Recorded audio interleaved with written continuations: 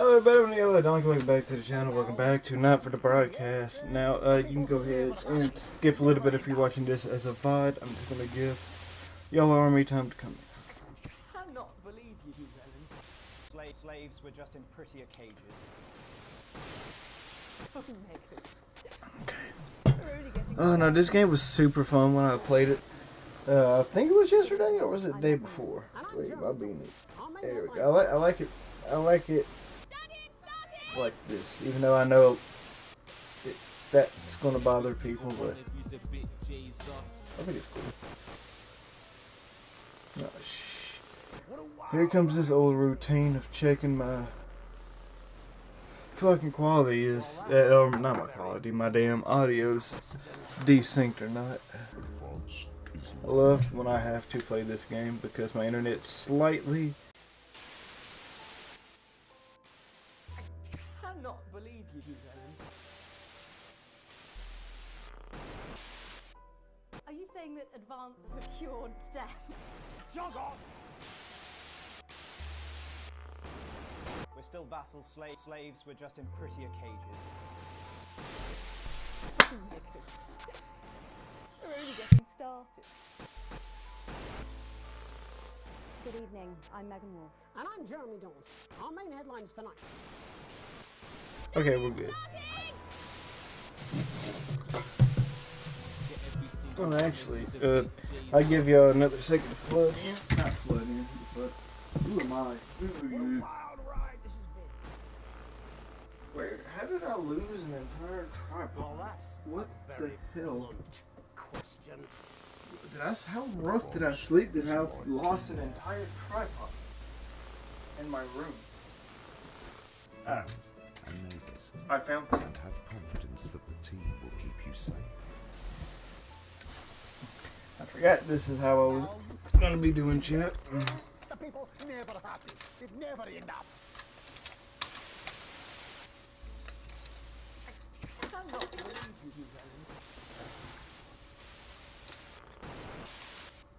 Are you saying that advance have cured death? Jog on!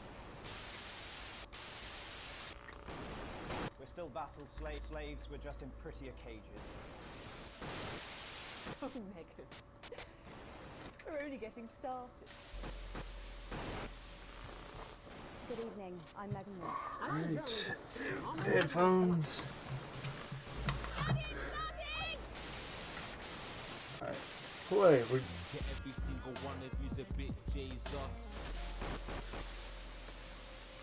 We're gonna continue the campaign. I forgot that I played for 4 hours straight yesterday, so I was.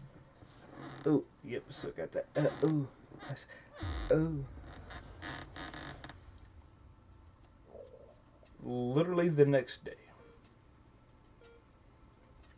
Things are, curtain wealth, things are looking up.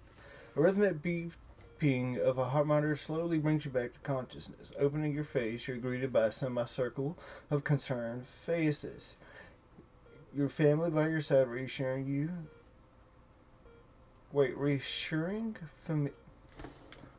A reassuring familiar sight in these new surroundings. I screwed up reading. You blink a few times to clear the sleep from your eyes, and everyone's into focus. You feel a hand on yours, a gentle but reassuring. Sam is there with you as always. Their expression, understandably concerned, is somehow more affectionate than ever. Chris chimes in from beside them. See, Alex, it's fine. We missed the game for nothing. You and Chris still aren't on great terms, and it's hard to miss the tone of disdain in your voice.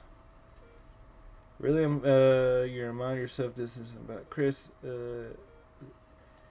Oh no, if we got prom, we can go ahead and throw it out there. Really, I'm not even gonna wait for 5 minutes. You already being a dick. Alex, that's not. Sam starts to protest, but always Chris butts in. No, Sam, it's fine. I don't know why I bothered coming here. I'll see you later, Alex. Chris bits as they leave. Sam sighs, shaking their head before following Chris out, calling after them. Oh, she's cheating. She's for the streets.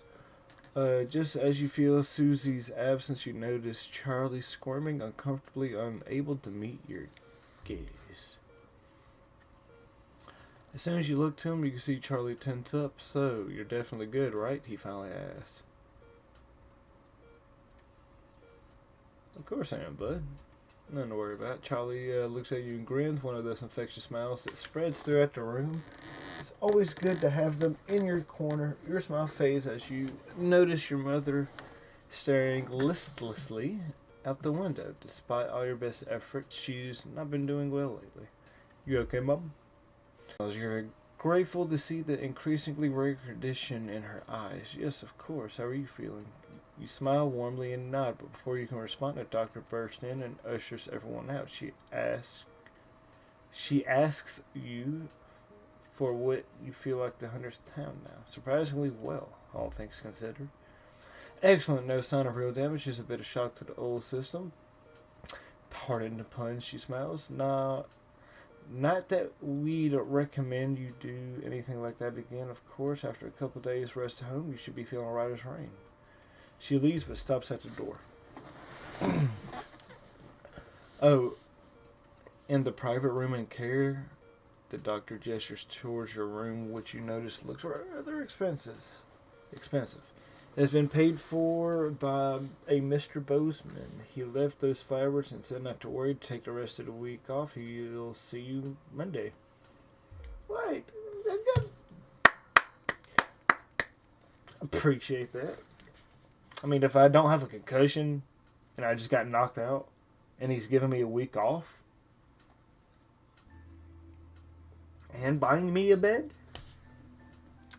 Mr. Bozeman good with me. You come home from a particularly late shift to find the kitchen light still on, which isn't normally a good sign. Everyone's usually in bed by now. Softly opening the kitchen door, you find Sam at the table, bills and papers strewn in front of him. That's what it looks like to be their second pack of biscuits. Cookies? It's British, if you're wondering. They shoot you a strange smile as you take a seat next to them. Sam frowns, then goes back to the bill they're holding. Hey, sweetheart, just looking at the numbers again. They look to the door to the pantry now, converted into your mother's bedroom. Damn, they like that. We've been doing our best, but I think Cassandra really needs a nurse to look after her. Now suddenly the bills are all you can see. Fortunately, with the money that's been coming in and what we've been able to save, we've got more than enough to keep going. I know things have been difficult for the daily care. Won't be cheap, but she's your mother. We have to, really, don't we?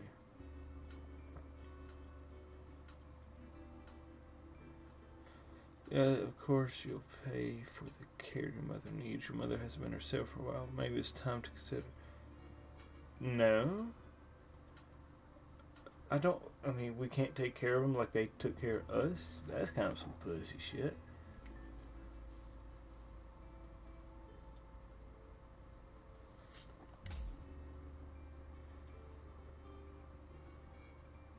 Can't afford coffee. Such a relief to not to worry about it.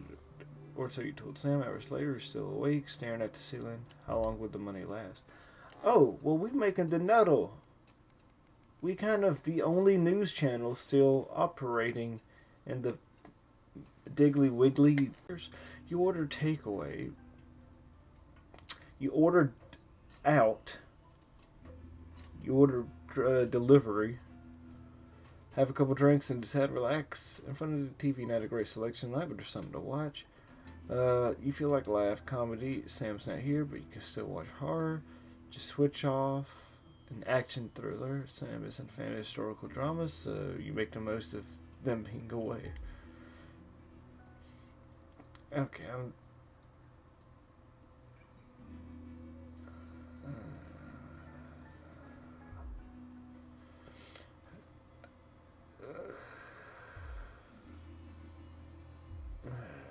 I was just shit I was not interested in reading because it wasn't story involved and it was just not filler, but nothing of substance.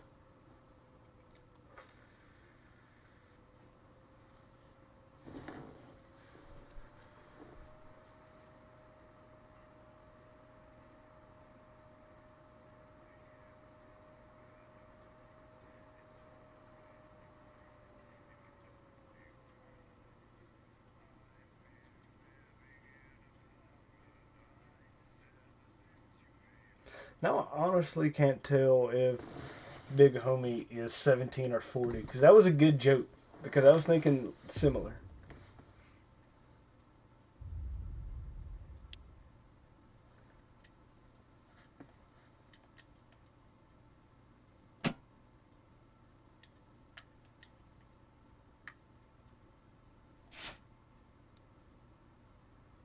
Check power. No, it won't be all right. Ah, Kath. my Pack up bad. your weapons of optical destruction and get out. You realise you're beginning to sound like me? I mean it, Kath. Stay where you are, Kath. Jenny? This is not Jenny's decision, Jeremy, or yours.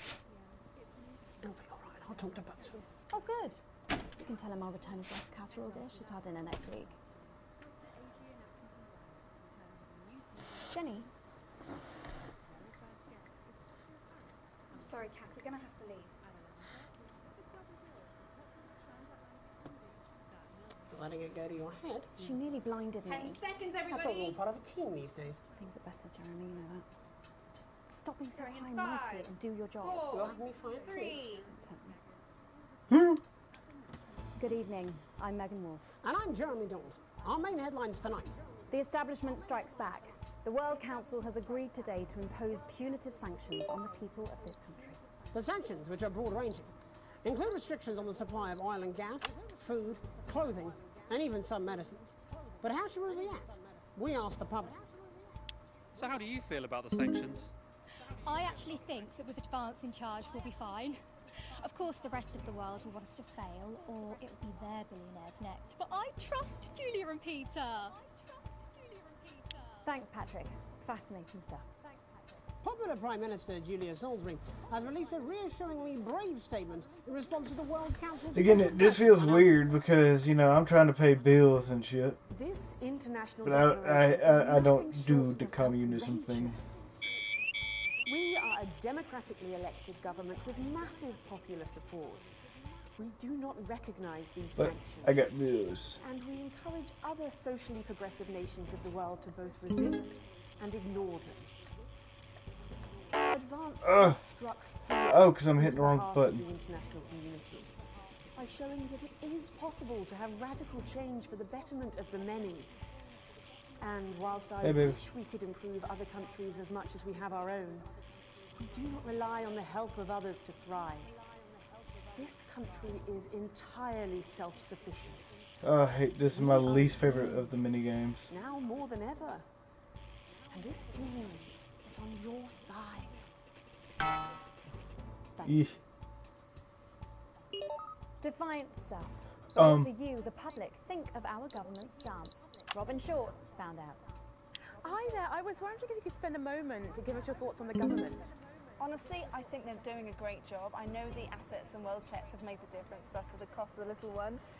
And people seem, you know, happier in the main. I always said things would get better with a woman in charge. Over to you, fellas.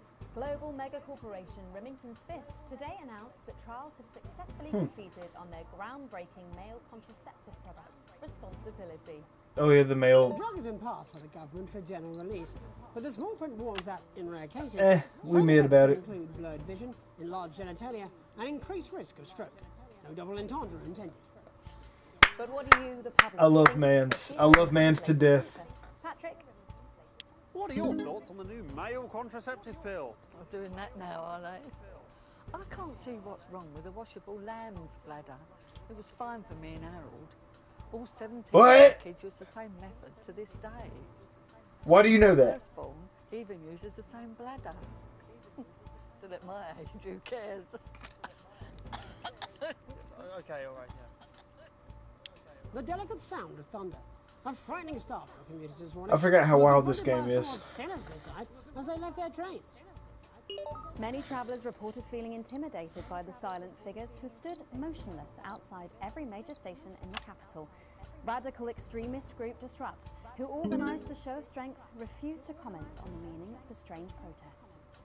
Ought to apologise to this presenter for making him drop his morning bagel in surprise. But how do we feel about these somewhat radical extremists and their upsetting methods? Robin found out. Can I ask your opinions on Disrupt? Are those the guys in black with the orange fist thing? That's right.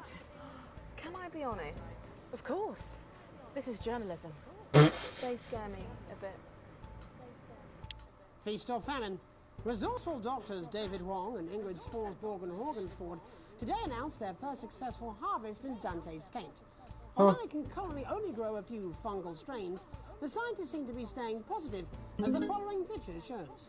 The undauntable scientists chose to try and survive in the cave system while the complex rescue operation inches forward up here on dry land. Let's hope they're like Stroganoff. But with Advance planning to Yeah, spend yeah. an eye-watering amount of public money on the rescue craft, we asked Patrick Bannon to find out what we should all be thinking about the accelerating costs. What are your thoughts on the costs of the rescue? Oh my God, Patrick Bannon, wash your mouth out with soap. Huh? You can't put a value on human life. You have to spend whatever it takes, because one day you might be trapped in an underwater cave system and you would want exactly the same. I don't think so, actually, because for legal reasons, we're actually not allowed within 31 yards of the coastline. I am not a number. Applications finally opened today for the new Advanced Team membership cards, a scheme by the government to allow... Are you on parole? And of course, there's no charge, Jeremy. It all seems too good to be true. Well, you've always been a cynic. But most importantly, what should you, the public, think about the new team membership cards? Team membership cards? I swapped to... I don't really join things as a rule. As Mother always said, membership is mostly for unmentionables, Malcolm.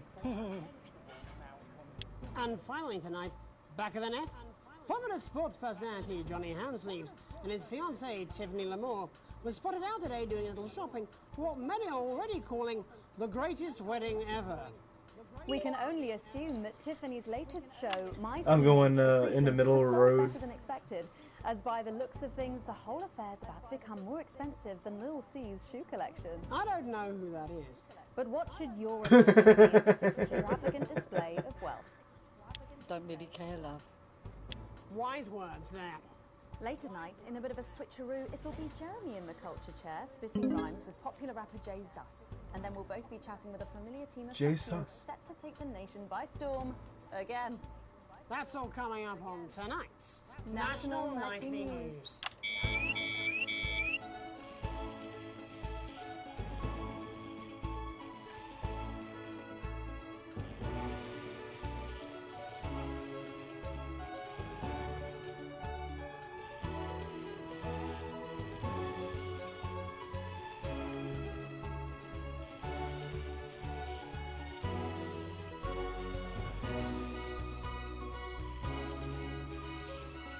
Sure, they counted that, I guess. First tonight, thankfully, some news as we return to our main story. The World Council today agreed Okay, that punitive we're doing and better. We're doing better. sanctions should be imposed upon this country. The sanctions, which come into effect immediately, aim to stop the flow of food, fuel, and even some medicines from reaching the pockets. What Tonight, we the have guests fuck from across the continent to discuss am I this looking at? unprecedented situation. For Advance, Peter Clement is at his home in Lanfordshire. Are you there, Peter? Yes, I can hear you, Jeremy. Thank you for having me.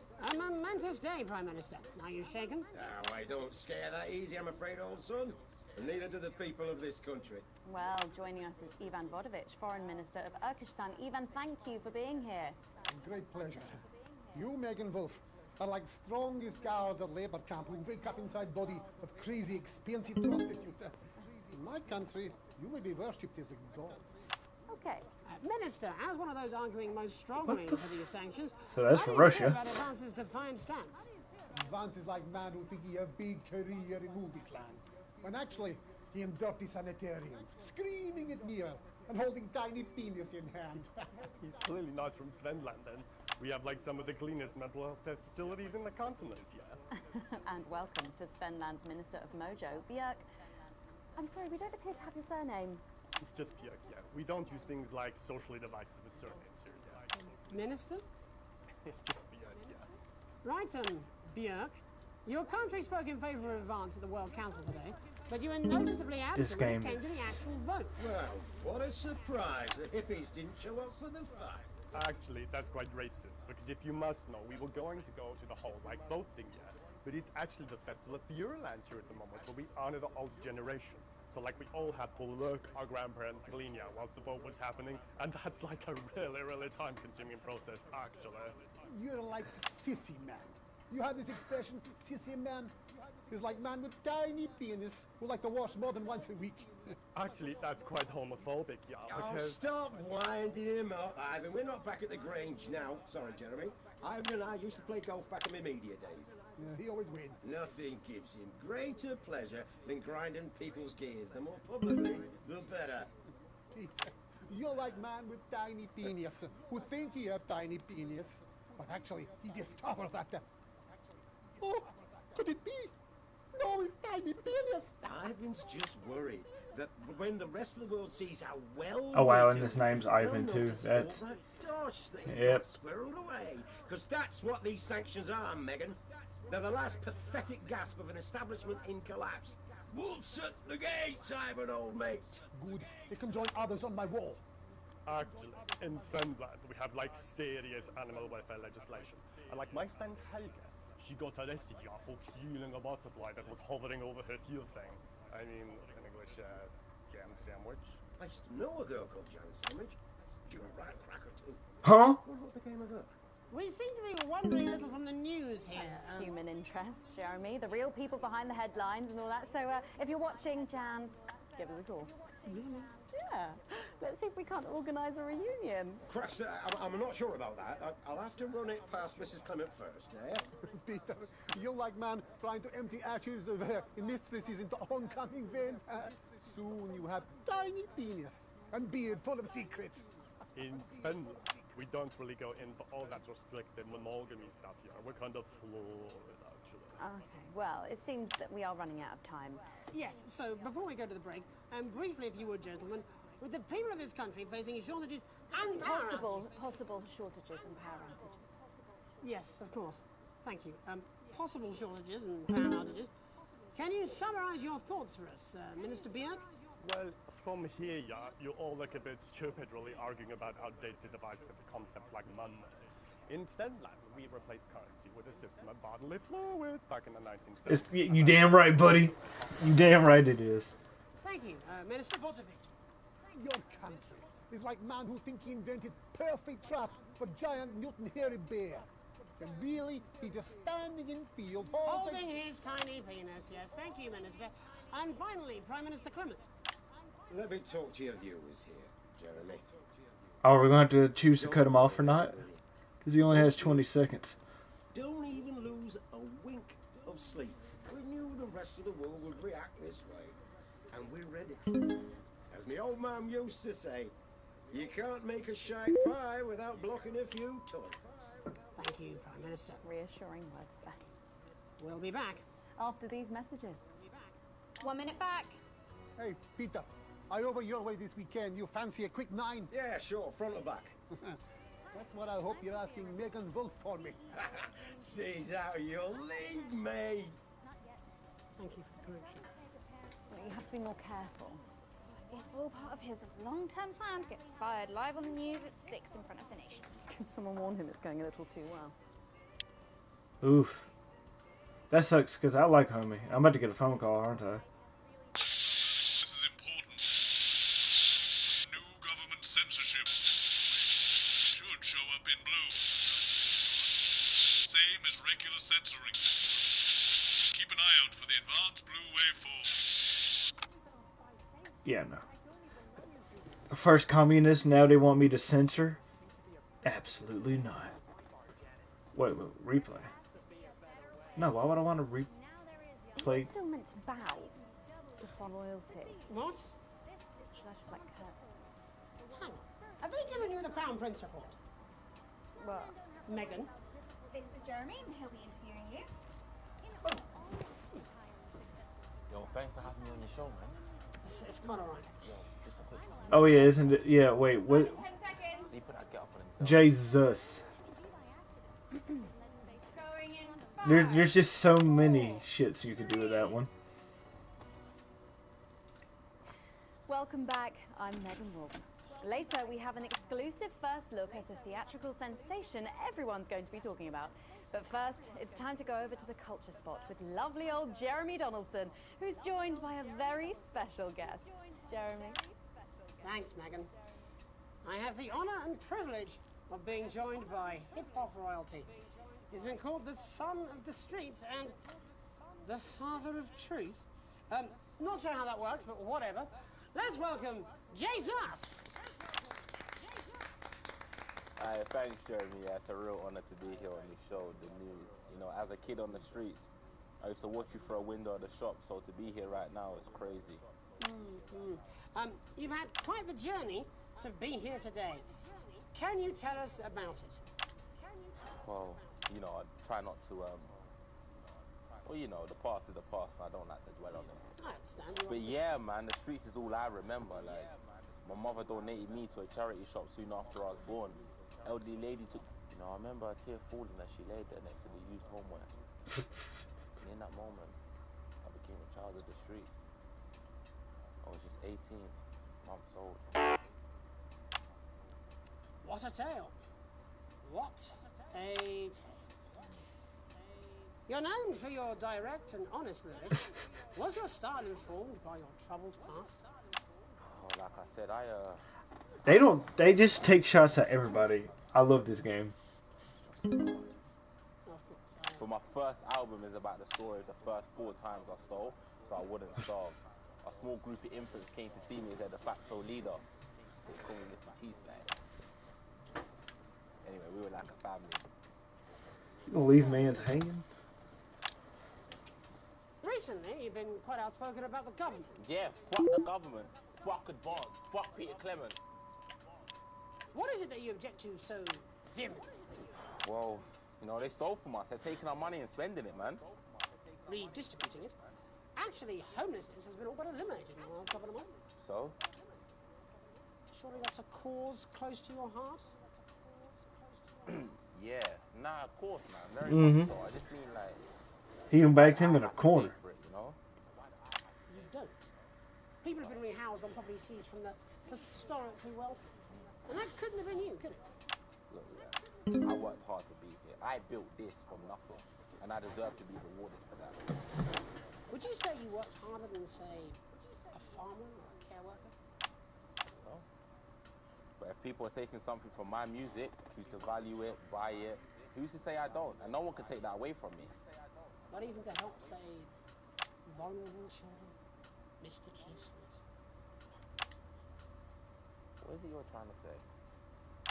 I just don't understand where you've placed yourself politically. I mean, is it ideological or is it tactical? Well, it's more of Or like... maybe it's hereditary. Stop trying to tie me in knots with your words, Jeremy. I let the music speak for itself. And the people agree with me. Well, that remains to be seen. But you have a very easy segue out of a conversation that I promise you was much more painful for me than it was for you. So here he is with his hit song, Mrs. Ludlow's Tears. Oh no, I'm going to do something a little different. It's a new single I've been working on. Oh, so this is unapproved, is it? Yeah. You love it? Excellent. Don't worry, we've got a state-of-the-art censorship system. What's the worst that could happen? So here he is, the new song. Aren't we lucky? It's Jesus! First, you're gonna pay. Oh, I get multiple camera angles for the... Ooh. This beat go... Well, we're all little different stank. races from many different places. At any given moment, only one could be the greatest. So you can feel the elation for your participation. Still 2 leaders in this motherfucking nation. Now we're getting sanctioned, talking about expansion. Why does Julius require a massive fucking mansion? So fuck all your schemes. I don't need your freaky team, and I don't need your help to achieve my fucking dreams.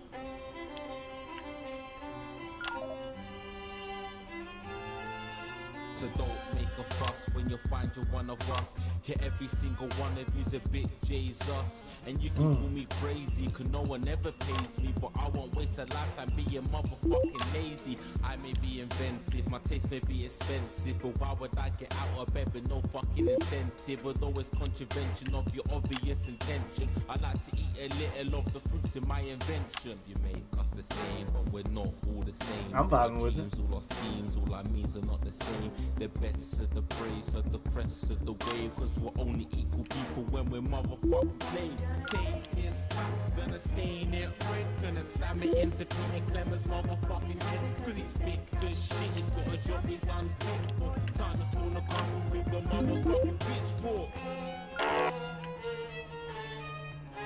I missed all but one. I am pissed. So this is for the snub ones, the push and the shove ones, the folks that feel the burden of their motherfucking loved ones. Ones who had plenty like a motherfucking Bentley. The ones who now finding that their bank accounts are empty. The ones of aspiration who had to flee a nation. The ones who built a business out of dreams of perspiration. There's all sorts of people, the good and the evil. It only takes a glance to see we're not all equal. You make us the same, but we're not all the same. All our dreams, all our schemes, all our means are not the same. And the best of the brave serve the press of the waves, cause we're only equal people when we're motherfucking slaves. Gonna take this fact, gonna stain it red, gonna slam it into Peter Clemens' motherfucking head, cause he's thick as shit, he's got a job he's unfit for. Time to spawn a castle with a motherfucking pitchfork. Get out of your seats, get your asses in the streets, set a fire in the building, let them feel some fucking heat. Say you hate to go getters, you're squilling bet letters, and burn them on the paras of advances fucking letters. Gonna take this fact, gonna stain it red, gonna slam it into Peter Clemens' motherfucking head, cause he's thick as shit, he's got a job he's unfit for. Time to spawn a castle with a motherfucking pitchfork. Chase that clean, you don't need a fucking team, and advance little dancing as harmless as it seems. Oh no. Then you're angry. Let your hearts and your minds and your fists to destruct.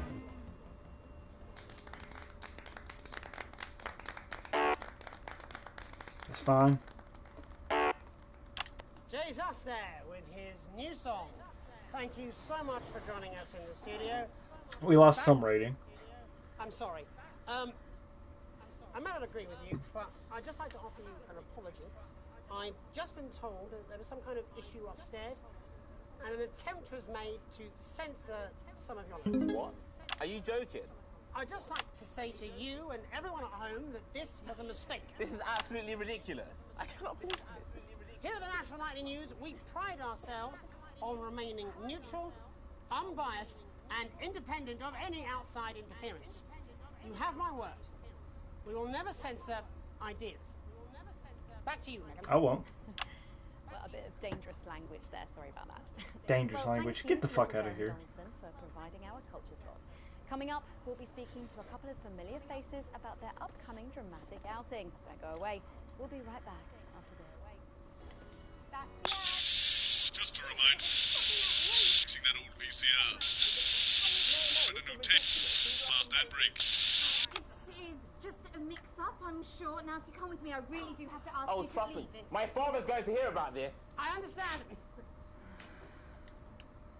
This is unbelievable, Megan. I don't know what you're talking about, Jeremy.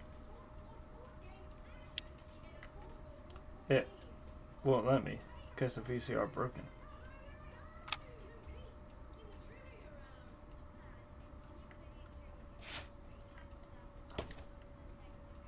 What?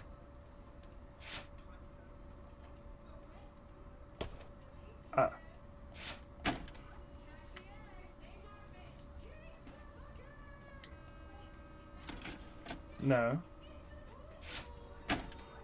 Okay, so what you gotta remember? A. Look at him. If we could just get you in position. Oh, say no more. Say no more. Megan, Jeremy, you remember Mr. Algebra? Vividly. And Mr. Harris, and this is Ms. Radin. What? Philippa, please. You're back together again, eh? Who'd have thought it? Perhaps a lower order demon. Yes, it is awfully exciting, isn't it? Right, okay then. We're going live in 10 seconds, opening on Those camera jeans do not flatter you, ma'am. I will just be blunt. 5,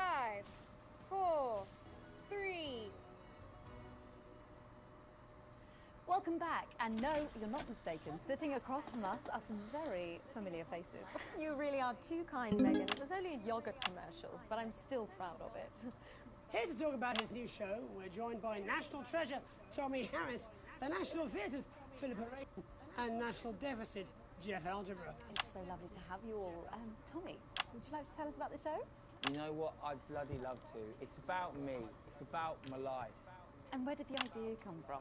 So, right, picture this. Their legs akimbo, mid-session, sweat is pouring out. What do you like mean? An immense hog. And then Cindy comes in, she says... Legs akimbo? Pete's on the phone.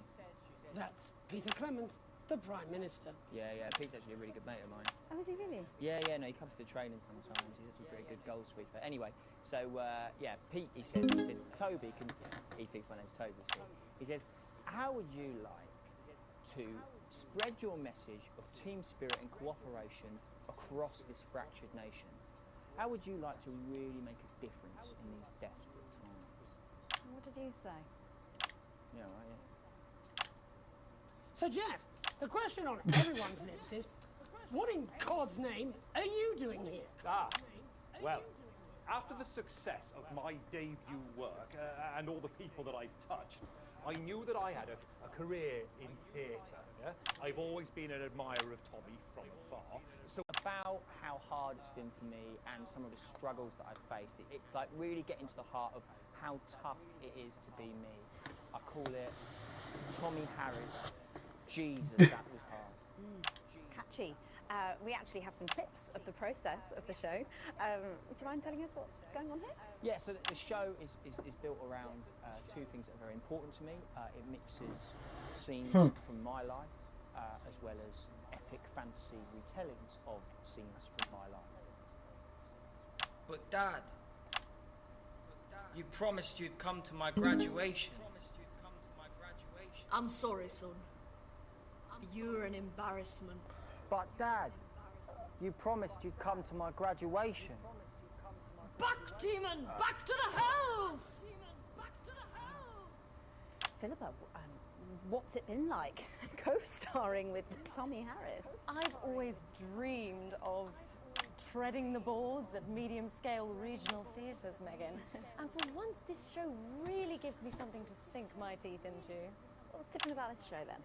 Tommy, Mr. Harris's show really lets me show my tremendous range as an actor. I've always suffered from typecasting, forced to play the same tired characters in every god-awful yogurt advert or godforsaken soap opera or, God forbid, a pantomime. But, you know, this show has really let me just go there. Jeff, the viewers at home will be dying to know. I like that little feature. What is it that you bring to the show? Good question. I think these guys would agree with me when I say that it's my steady hand on the tiller, my arm round the shoulder approach that's really brought the production from strength to strength. Absolutely right. Jeff's contributions are immeasurable. He was our rock. Can you give us a sneak peek of anything else that might be in the show? Yeah, all sorts, yeah. Yeah. We've got lots of exclusive first-hand experiences of Tommy's time in the underground sports board scene. And some epic fantasy retellings of Tommy's time in the underground sports board scene. What the fuck?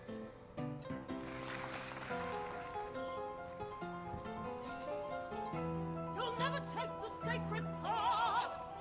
And am I right in saying this was officially commissioned by the government? Yeah, all paid for by the taxpayer, which, you know, to be honest, is actually a lifesaver, really. Yeah, I think it's fair to say that without Advance's support, we'd have had to cut the finale. Which frankly would have been a travesty. Oh God, Jesus Christ! Goodness, and you do this every night? Absolutely. It's a metaphor. For what? Yes? And the public are footing the bill, are they? Too bloody right they are. Between the cost of my tour bus and the dry cleaning of my ties, What? I'm barely scraping a profit here. Amazing. And where can the folks at home come and see this for themselves? We're performing all over the nation. And people can see it for absolutely free, all courtesy of Advance. Isn't that incredible, Jeremy? Yes. It's unbelievable. Well, thank you all so much for coming. Next time we see you, no doubt you'll have taken our jobs. That's all we have time for tonight. Join us tomorrow when I'll be interviewing the world's most attractive horse. I'm Jeremy Donaldson. And I'm Megan Wolf. And from all of us here, have a peaceful night. That's the ad. I barely remember to hit the ad. Tomorrow, please. Hey, we must stop bumping into each other like this, eh? Oh. Oh.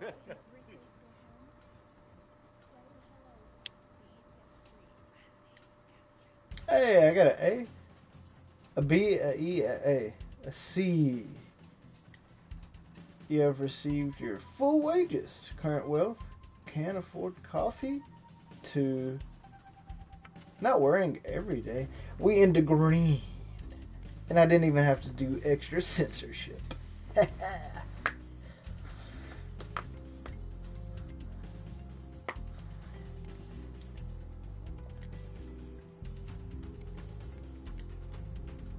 Before we go over to the National Nightly Let's News see how we team, did. There's just time to catch up on our programming later tonight.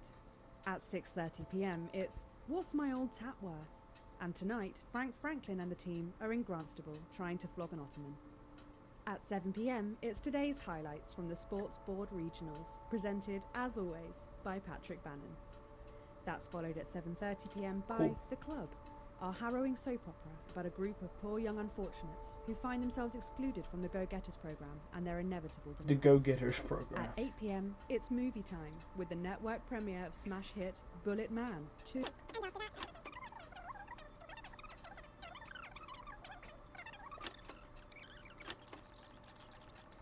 Trust Julia and Peter. Thanks, Patrick. Fascinating stuff. Popular Prime Minister Julia Salisbury has released a reassuringly brave statement. Yeah, I don't need that's politics shit.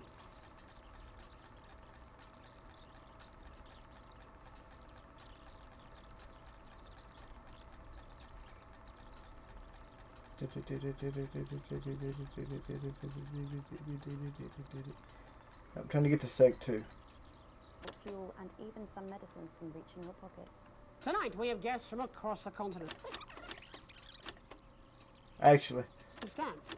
nah, I didn't really care for this a little bit. That one had it a little too much on the nose, a little lack of subtlety.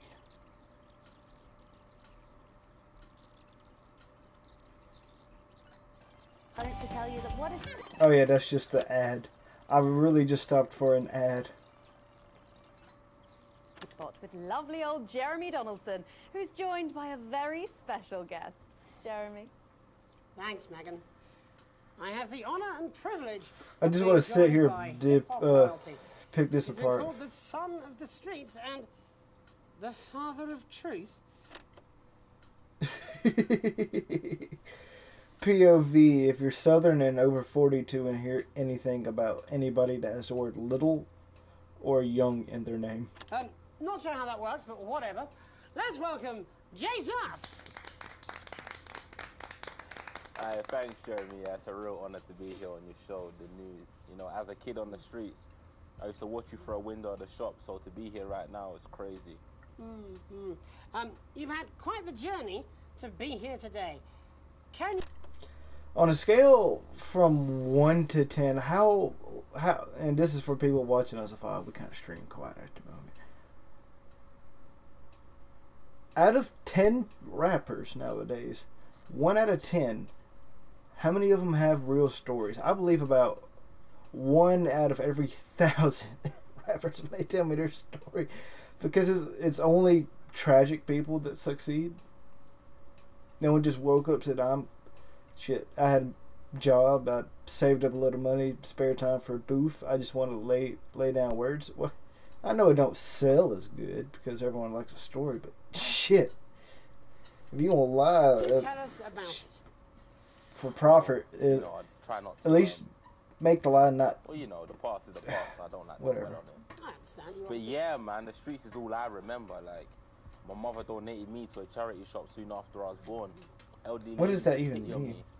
You know, she let me sleep on a pile of crime fiction until I taught myself how to walk. It'd be like that. Like, that's why I can only watch like certain people do interviews, because if it's not like the people who'll keep it real, it sounds just like this.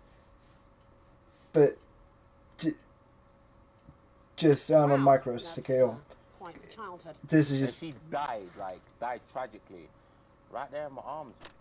He had murder on his mind. Man. You know, I remember a tear falling as she laid there next to the used homeware. Yep, and it almost worked just as perfect. I became a child of the streets. I was just 18 months old. No one thought to give this baby to CPS, or at least to police, or no one adopted him. I don't remember if he ever said he got adopted or. What a tale! What a. Yeah, so he's just been by himself since 18 months. You're And we're known supposed to for just your believe direct this. and honest lyrics. Was your style informed by your troubled past? Oh, like I said, I try not to talk about it. It's just too hard. Of course. But my first album is about the story. And this is crazy because I just recently got done watching The Boys, and it'd be like The that. first 4 times I stole, so I wouldn't starve. A small group of infants came to see me as their de facto leader. They call me Mr. Cheese Slice. Anyway, we were like a family. So it would seem. Recently, you've been quite outspoken about the government. Yeah, the government. Vaughn, Clement. What is it that you object to so vehemently? Well, you know, they stole from us. They're taking our money and spending it, man. Redistributing it. Actually, homelessness has been all but eliminated in the last couple of months. So?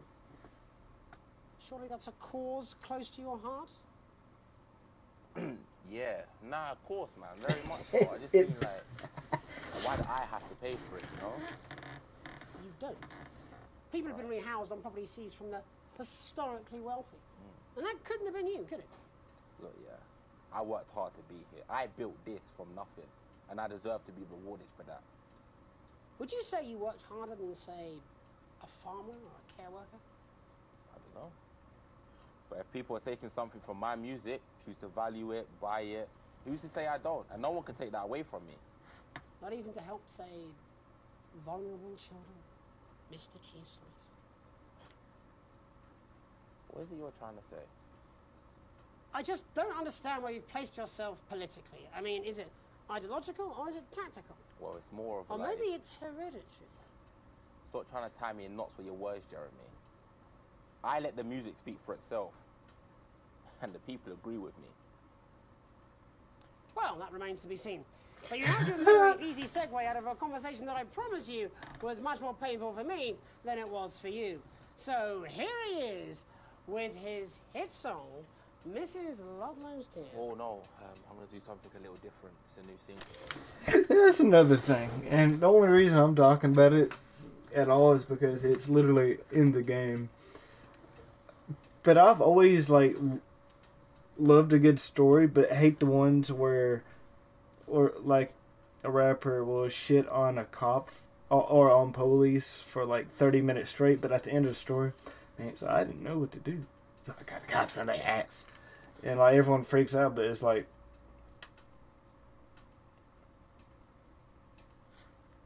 if you're going to have a claim as wild as never, you know, never, like, just fuck 12, but you call them, that, like, that, you do realize that looks like the same shit where, man, fuck homie X, he never did shit for me, and then you ask him for help, like, a week later. Like, pick a fucking side and stand on it. Like, come on. What I've been working on.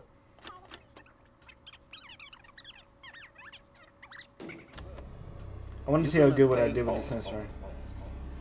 You're gonna pay back. I'm gonna be breaking down these lyrics too.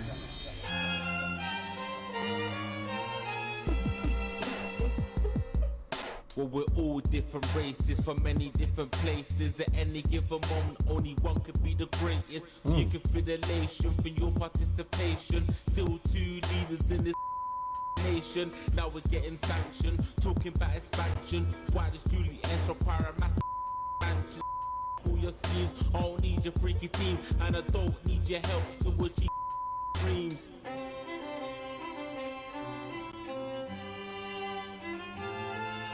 So don't make a fuss when you find you're one of us. Get every single one of you's a bit Jesus, and you can call me crazy. That's crazy.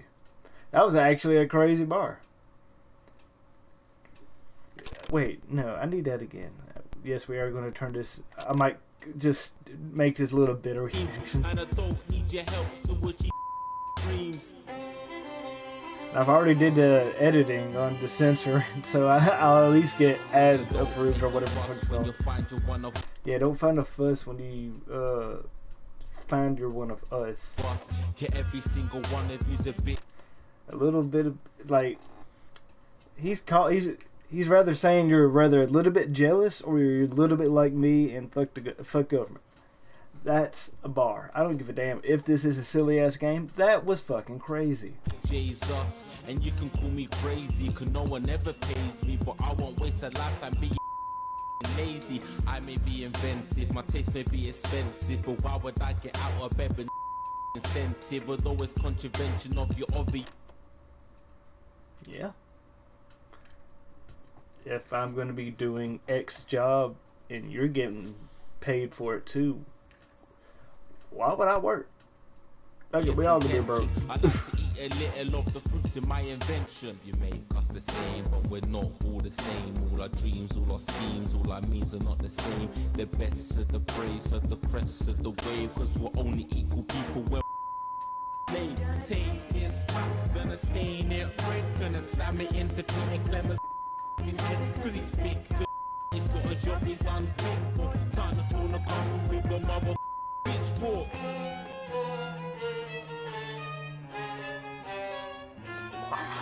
So this is for the snub ones, the push and the shove ones, the folks to feel the burden of ones who had plenty, the ones who now. By the way, there are some things I'm not going to make the obvious comparisons to the U.S. politics.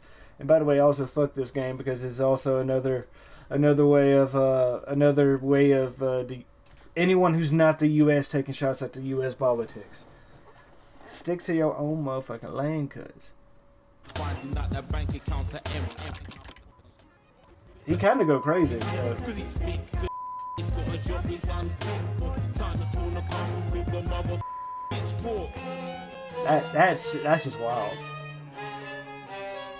That's So this is for the snub ones, the push and the shove ones, the folks to feel the burden of ones who had plenty. The ones who now finding out their bank accounts are empty. The ones of aspiration who had to flee a nation. The ones who built a business out of dreams of perspiration. There's all sorts of people, the best of the praise, of the crest of the ways, cause we're only equal when slaves. Gonna take this fact, gonna stain it red, gonna slam it into Peter Clemens' head, cause he's fake. He's got a job, he's unfit for. Time to storm the castle with. Get out of your seats, get in the streets, set a fire in the building, let them feel some. Say they hate to go getters, they'll squill and bet letters, and burn them on the paras of fucking letters. Gonna take this fact, gonna stain it red. Cause he's fake, got a job, he's unfit for. Time to storm the castle with a.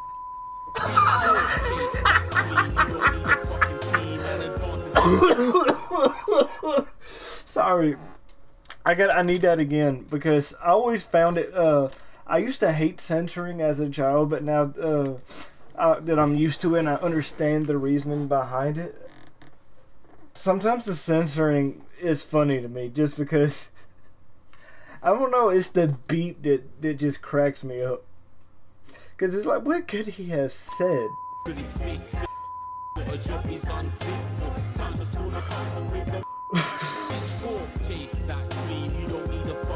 don't know what about that, but it made me laugh every time.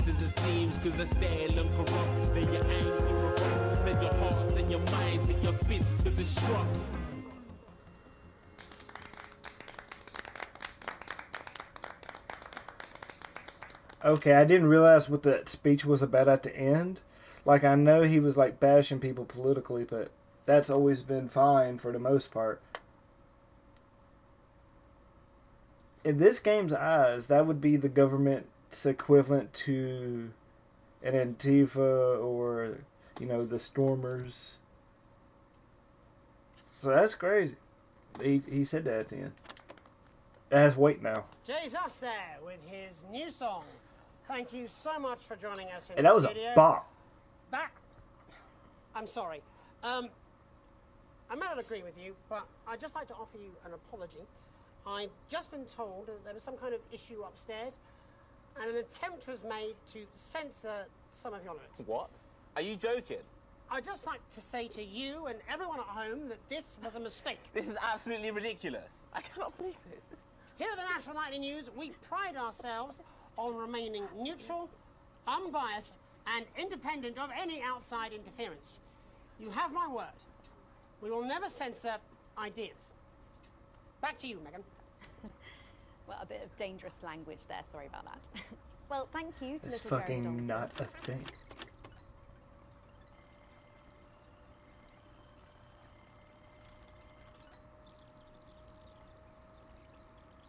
Oh yeah, this shit I really didn't give a shit about. But we are going to go look at the rushes real quick, because I am curious to what the hell was said during this. Ow! God, I'm sorry. What the fuck is wrong with you? I'm sorry. I haven't had any food today. Oh, you're fired. What? You're fired. What for? Facial sabotage? Jenny? Problem? I want her fired today, now. Don't worry, Kath, it'll be all right. No, it won't be all right, Kath. Pack up your weapons of optical destruction and get out. You realise you're beginning to sound like me? I mean it, Kath. Stay where you are, Kath. Jenny? This is not Jenny's decision, Jeremy, or yours. It'll be all right. I'll talk to both of them. Oh, good. You can tell him I'll return his wife's casserole dish at our dinner next week. Jenny? Oh, this bitch gotta go. I'm sorry, Kath. You're going to have to leave. But if... Letting it go to your head. She nearly blinded me. 10 seconds, I thought we were everybody. all part of a team these days. Things are better, Jeremy, you know that. Just stop being so Going in high-mighty 5, and do your job. 4, You'll have me fired 3. too. Don't tempt me.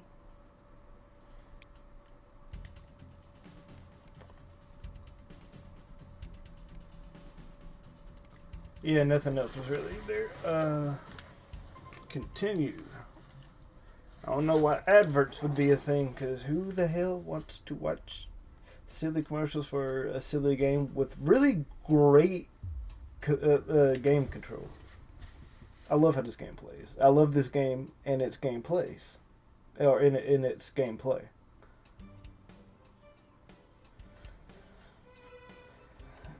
It's like, okay, I'm gonna get through this, then I have to piss.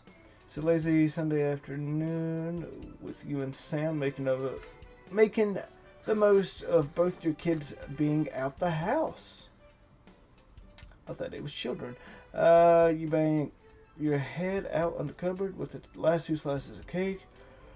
Used to be easier when you could store things in the pantry. It's rare for you and Sam to actually get to finish sweet things in this house, and you savor every moment. Just take your last bite as you hear the sound of the front door.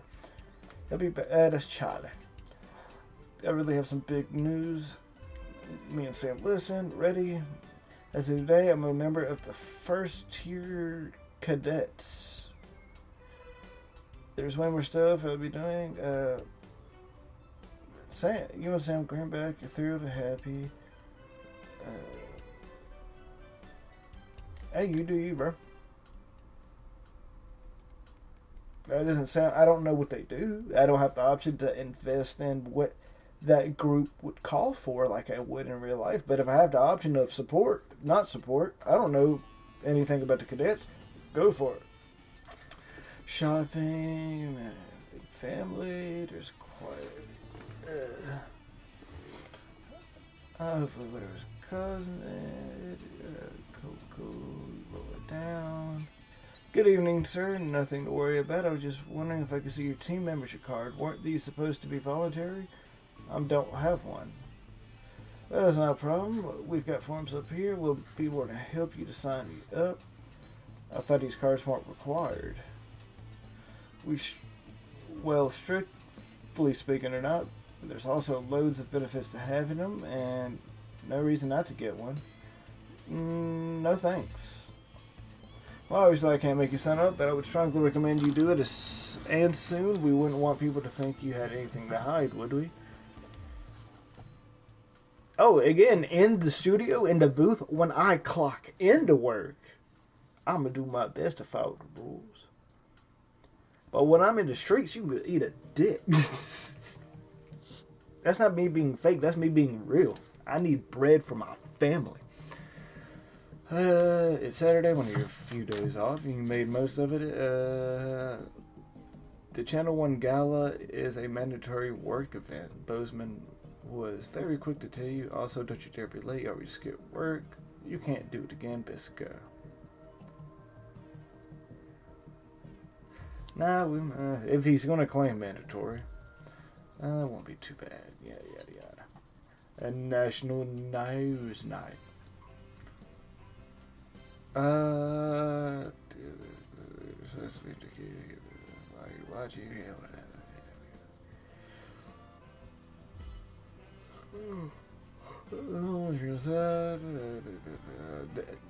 Armed security guards when you finally I'm Alex, they ask my name, I tell them my name, they check my name. You've made it, please follow X, Y, and Z to your table. You pause to take it all in. Bozeman's definitely not happy with you at the moment. For the most part, they're considering slackers at best and about to be fired at worst. What category do you fit in? You hear, oh, Jeremy, hey! Good Germ. He got a outstanding contributions to journalism.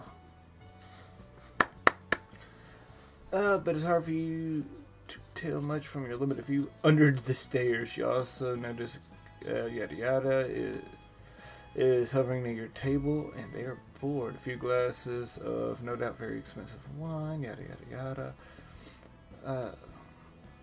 You expose how fancy it's making. You say out of politics, I've had too much to drink. I'm not everyone else's uncle. I'm him. I'm gonna skip the next one. Yep. Nope. Listen, if I'm working, and this is just me using what I'm about to use as an example. If I'm working for a liberal company and I'm conservative, they ain't gonna know shit about me up there. I'm gonna keep to myself and get that bread and get paid. That's it. But in my house or outside, we talk about whatever the fuck you want. But not at work. Ain't nobody about to get shit on me officially. You feel? I'm also probably just getting way too into this game at this point. The heat wave. I'm trying to get through. Okay. Oh, we're in a heat wave. I have to piss. I will be right back.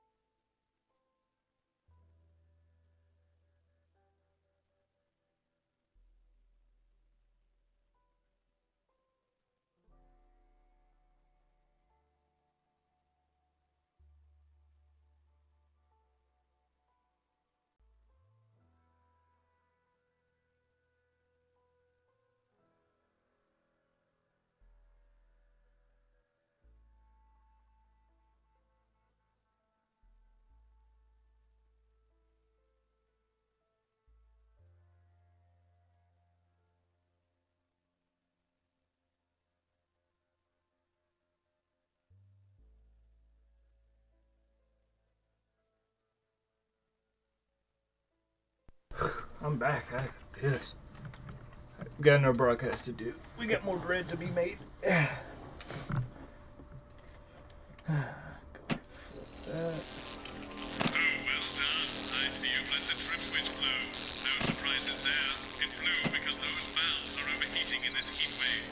Keep them cool with the fan. Point it up and down. Cool whichever valve is overheating. And keep an eye on the fan's power switch. It's as useless as, well, you, frankly. It keeps switching off and you'll need to turn it back on again when it does. The gauge in the front view will give you an indication when things are hotting up, and hopefully even someone with your attention span will hear the damn thing sizzling. Don't lose control of the room. Bozeman out. I thought I'd been doing I'm good. sweating like Peter Clement in an off-license here. Okay, we're working on it. What, you've got someone to hose down the sun, have you? Yes, they've just strapped on their wax wings. Classical illusions are no substitute for air conditioning. You know, I genuinely thought you'd be in a better mood today. She's not even here. Yes, but he is. Our gun-toting handler. Who, Andy? I don't know what the fuck his name is, do I? He's here to keep us safe from people like Disrupt. More like keep us in line. I hate guns. Give me the wheels. 10 seconds, everybody. Ah! So, what are you actual I'd still be friends with you. You just want to like my That good enough house. for you? Going in 5. We have 4, those. 3. Legally. Don't fuck with me. Good evening. I'm Jeremy Donaldson. Our main headlines tonight. Siege mentality. Our council today established a military blockade to enforce the unjust and punitive sanctions now entering their 10th week. In a statement from team headquarters a short time ago, Prime Minister Julia Salisbury issued a commanding response to this unprovoked escalation. Ever since these illegal sanctions were imposed, we have gratefully relied upon trade and aid from our worldwide friends who, like us, refuse to recognize their legitimacy. Today's escalation, however... It's cold outside and raining, so this fan is making me We cold. call upon our international allies to condemn this blockade absolutely, and we warn aggressors to this country that we are neither meek nor defenseless. Thank you. Taking the plunge, far be it for us to be cynical, but it's beginning to seem like the wedding of a certain celebrity power couple is more about attention than it is about love. As this leaked photo shows, the naturals of heartthrob Johnny Handsleeves and art snob Tiffany Lamore were far from conventional when they finally tied the knot this week. In a ceremony that left very little to the imagination, the couple are insisting they hold with tradition. Well, as they say, something old, something new. In it to win it, exciting news from Advance today with the announcement of a new monthly prize draw for all team membership card holders. Every month, lucky winners from across the country will be picked at random That's a to Chad. receive what Team HQ are describing as unique prizes worth more than money used to be. Take-up on the scheme has been much higher than expected, and if this lucky winner's delighted face is anything to go by, it looks like pretty soon everyone's going to have this.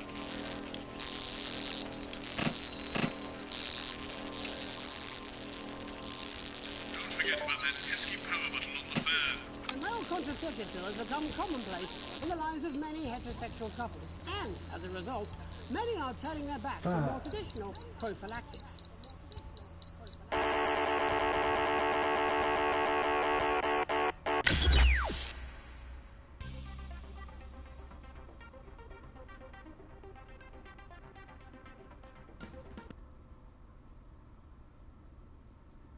Okay, this new mechanic's about to be a bitch.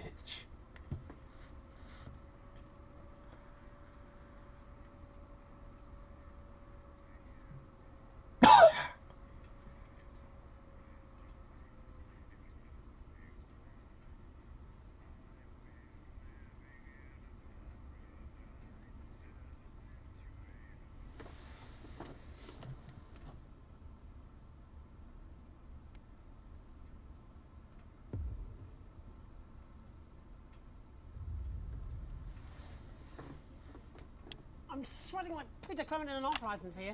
Okay, we're working on it. What, you've got someone to hose down the sun, have you? Yes, they've just strapped on their wax wings. Classical illusions are no substitute for air conditioning. You know, I genuinely thought you'd be in a better mood today. She's not even here. Yes, but he is. Our gun-toting handler. Who, Andy? I don't know what the fuck his name is, do I? He's here to keep us safe from people like Disrupt. More like keep us in line. I hate guns.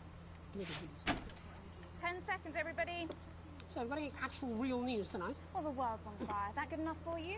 Going in 5, 4, 3. Oh, L1's the power switch. Good evening. I'm Jeremy Goldson. Our main headlines tonight. Siege mentality. The World Council today established a military blockade to enforce the unjust and punitive sanctions now entering their 10th week. In a statement from team headquarters a short time ago, Prime Minister Julia Salisbury issued a commanding response to this unprovoked escalation.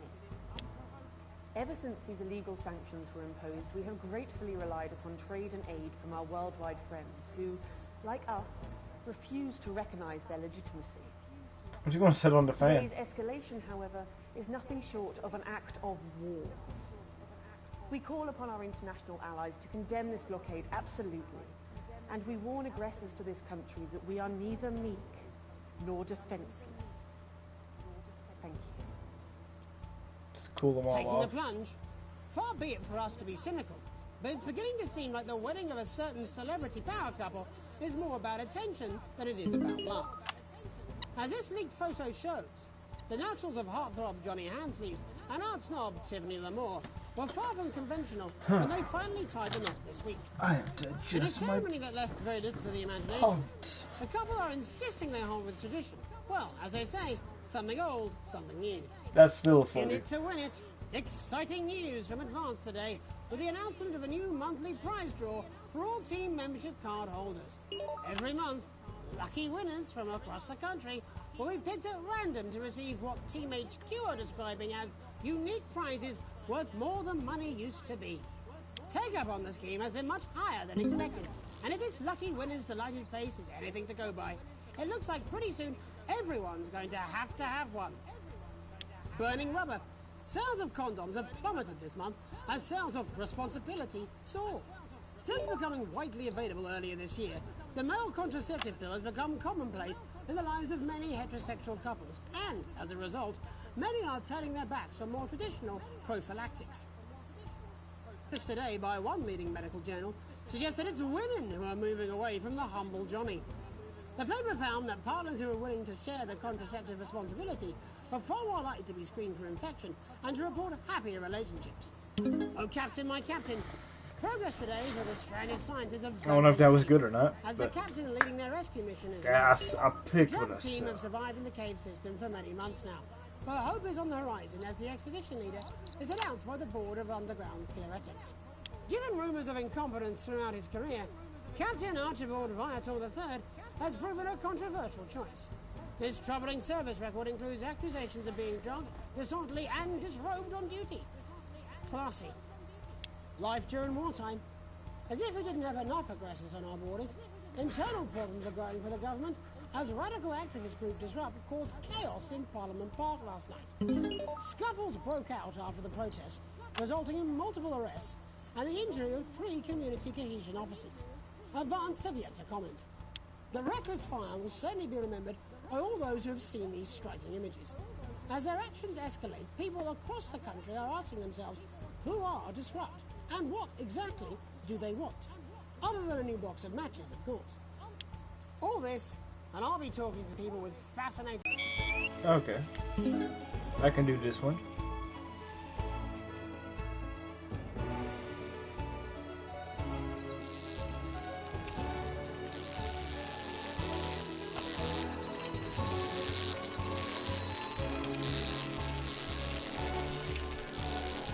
Oh. I didn't know it switched off.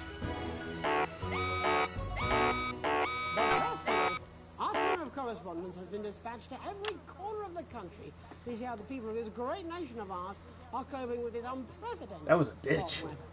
First, let's go to Megan Wolf in Shining-on-Sea to see what the scientific community has to say.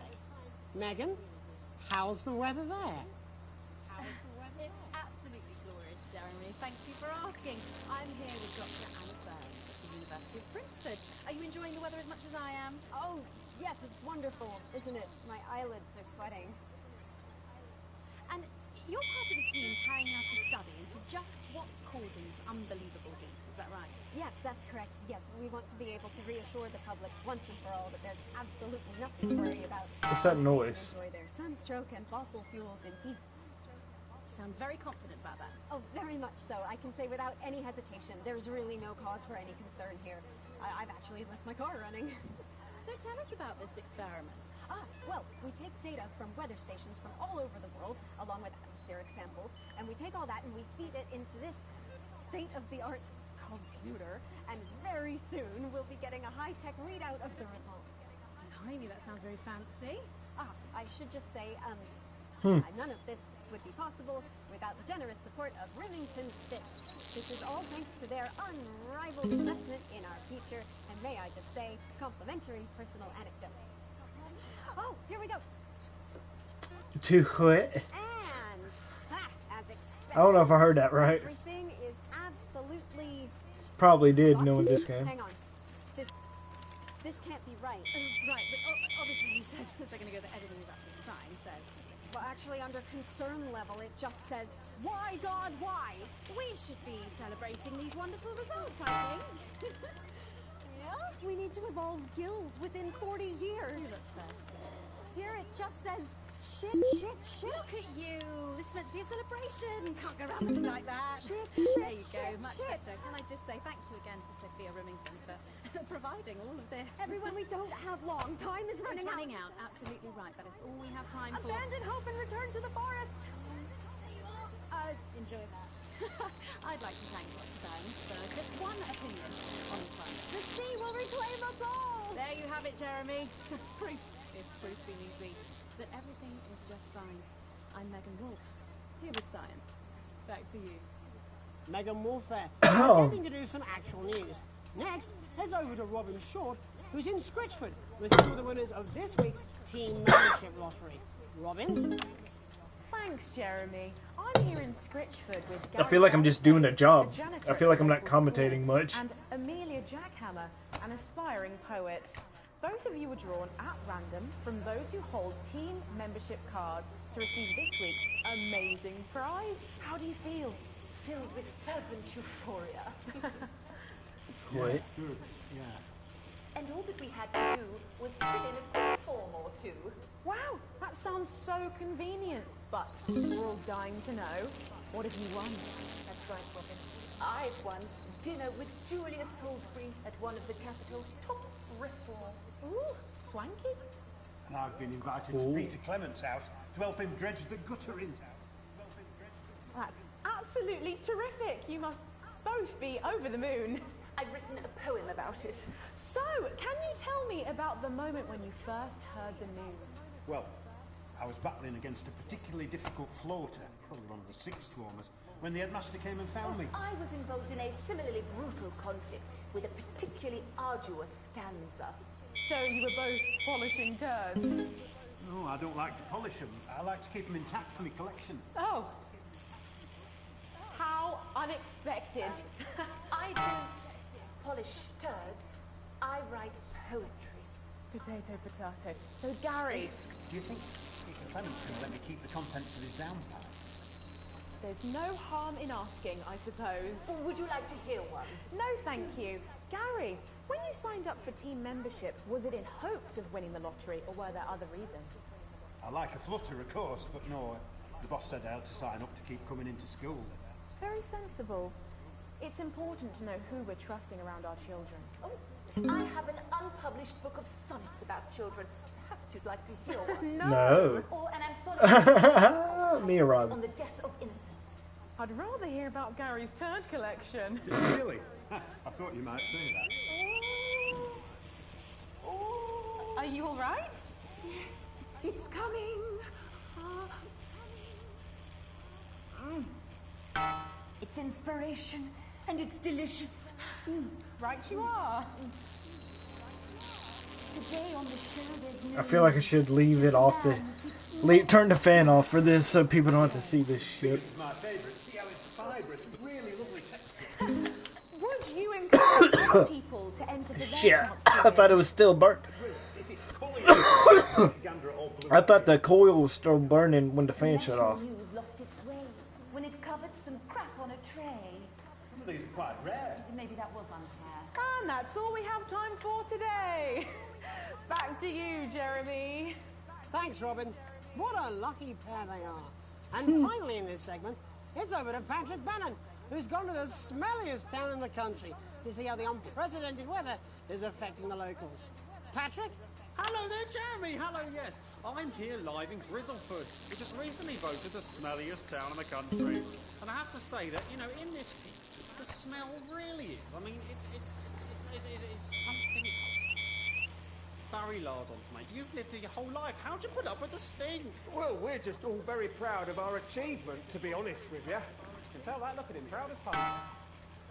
Do you know what it's like, son, being the second smelliest town? No, I don't. Living in the shadow of Arseminster. Oh, smug fucks. But who's laughing now, eh? Well, not me, that's for sure. So what happened, mate? Right, the good people from Rillington's Fist came in and saved the day with their factory. You're talking, of course, about the newly built Flard factory. Yeah, they gave us this big Flard? presentation on jobs and growth. But as soon as we heard about the stench, we paid them whatever they wanted to put it here. Stink not affect your life in every way, Barry? I mean, perhaps if you're filling in a tax return or completing the physical act of love. It's strong at first, but you get used to it after several weeks of your first bout of sickness. The judges were very impressed. So, what's the sickness like? Oh, that's nothing to worry about. Hitting the wrong It takes button. a few minutes before you develop any symptoms. Now, folk are saying something about the production line and how they dump carcasses directly into the water main, but I think it's probably the few valves on the high street. On the high street? Should I see a doctor? What are the symptoms? Well, the first one is asking stupid questions. Then folk experience a lot of inhibition. Fuck off, do they? When was the last time you brushed your teeth, this stinking old tramp? A next recording is a period of randomly bursting into song, followed immediately by delusions of grandeur. That's not really a problem, that was sung in my life. Hello, it's sexy Patrick Bannon. He's wearing sexy shorts now. Oh my God, look at me. I'm like a stallion. I'm gorgeous, why didn't you tell me? I should take my shirt off. You know what? I'll even let you touch me if you want. That will be the bout of undeserved self-confidence. Love the Bannon, feel the Bannon. Oh man. And the ennui. All that's left now are the hallucinations and unconsciousness. No, Dottie. Is that you? Why are you made out of elbows? You know I don't eat opinions. Oh, don't worry, folks. Once he wakes up, he'll be just fine. We'll just find a place to stick him where it won't matter how many times he evacuates his bowels. Right, that's all here from Grizzleford, a town that's really making a stink. I'm Barry Lardons.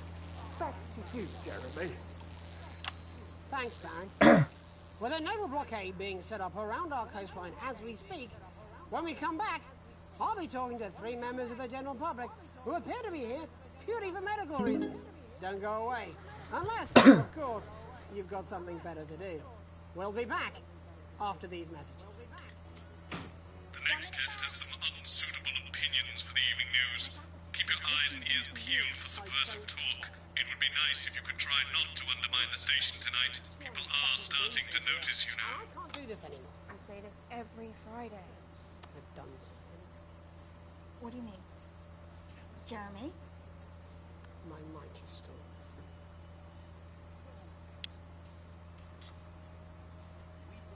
I got a D for that? I'm gonna have to kill this. I still ain't censoring the blue.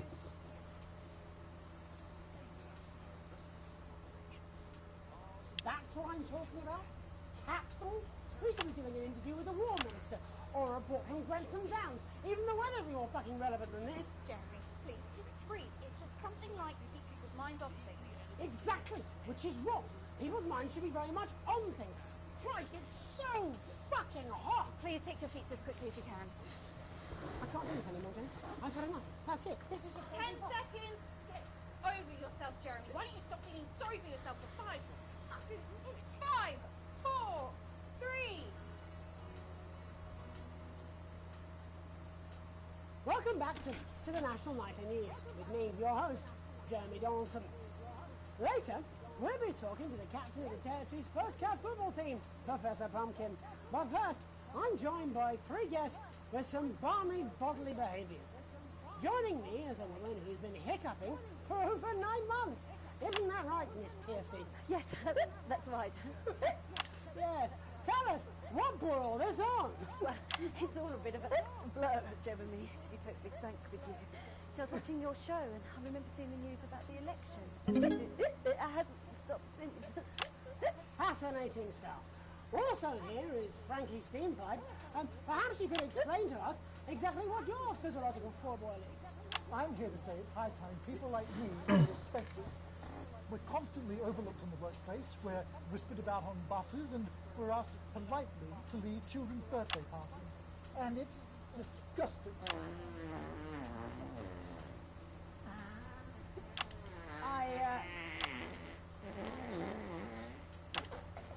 I'm sorry, my bowels have comic timing. And finally, I'm joined by a man who answers every question honestly, even when it isn't aimed at him. How do you cope with that, Mr. Truman? With a combination of booze, self-hatred, and hardcore pornography. Is that? Not according to my therapist. Well, in that case, let's speak to Rose. Tell me, how does the hiccuping impact you? I get shushed a lot, which is hard. At work, they've asked me to stop answering the phones. It's really affected my confidence. Well, I find it really fucking irritating. People tend to believe your story? Fuck no. Actually, I've been surprised at how much support I've received. And Frankie, why have you come here today? Because my wife left me, and I was hoping that the fame would win her back. We've started a group for people with ailments deemed broadly comical by society. It's called Pathos Seriousness. That's right. And we bloody well mean it. And who's joined so far? A bunch of fucking losers. It's just us so far. And how much... Person come to our fun run, and all of our leaflets fell in the canal. Well, Miss Piercy, some people are saying your condition was actually caused by the shocking events of that night. What do you think? Come down, Mr. Donaldson, that's absolute rubbish. What it'd be like to have a pair of tits. Could you? I'm sorry, it's very hot. What was I thinking? That you're a team fuck puppet? No. Or a sellout cunt? Apologies. Just reminded that he can't help it. And hey, if this isn't live television, then what is it? Fuckfest of propaganda masquerading as journalism. Right, Frankie, Rose, tell us, how can the viewers get involved with your cause? Yes, we're holding a sponsored run in Capital Park next weekend. It's called the No Smiles 13 Miles. No, it's called the No Laugh Half. What did I say before the show? That it was the team pulling Jeremy Donaldson's strings. No, I Oh, wow, we may have to end that there, unfortunately. What a harmless bit of fun. Steady on! This is exactly what I'm talking about. We demand respect. Yes, well, later, I'll be talking to Professor Pumpkin. A ginger tabby with a world-class pair of penalty paws. Is that really necessary? No, it isn't. Let go. Not you. Unhand him at once. Enough! That's enough! Enough! Whoa. What are you doing? Try not to piss myself. Alex, don't you dare! Don't you fucking dare cut to the ads before I tell you to. You in the broadcast centre. Bozeman's little escape. You listen to me. You cut to the ads before I tell you to, and I will kill every single person in this studio. I am thinking about what I'm doing. I've been thinking about it for a long time. We all should be. Christ, it's so fucking hot in here. Do you remember when we used to do the real news? Before it was all lottery winners and bloody cat football? We are on the brinks of a siege, the likes of which the world hasn't seen in hundreds of years. The enemy is at the gates, and I'm stuck here talking to these 3 fucking idiots. I think my hiccups have stopped. You 3, get the fuck out of my studio. Go on, now, go, before I change my mind. Jenny, lock the doors. Lock the doors. Yes, Jeremy. I'm not cutting to commercial. Yes. Right. You in the broadcast centre. Alex, you listen to me. You pay attention. Now, I'm sure you've already loaded up exactly what you're going to pay in a commercial, but today is going to be a little bit different. Look to your right. Yes, really. Look to your right. There is a VHS tape, and I want you to load it into one of the machines, and when I say so, and not before, you play it. Nope. You've got about 15 seconds, so I wouldn't waste any time. Now, all cameras. Alex, I know I've doubted your competence, but surely even you know better than to play that tape. We don't take orders from armed lunatics. Play a normal advert or there will be consequences. Over now, we're going to show the other side for a bit of fucking balance. Are the good old days. Alex, play the fucking tape. I don't want to hurt anything. If I see anything I don't like, I will not hesitate to start by killing this man. Reset the system for the third second. I'm looking at the races again through the roof.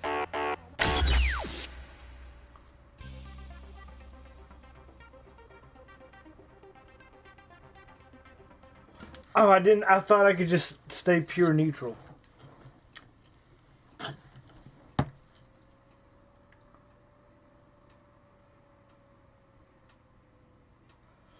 They got me at a conundrum.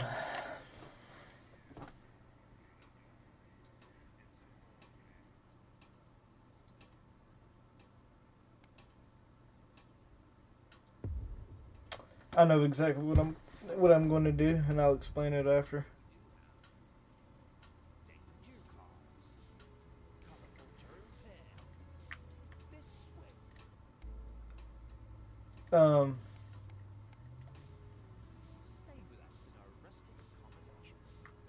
That's what I'm talking about?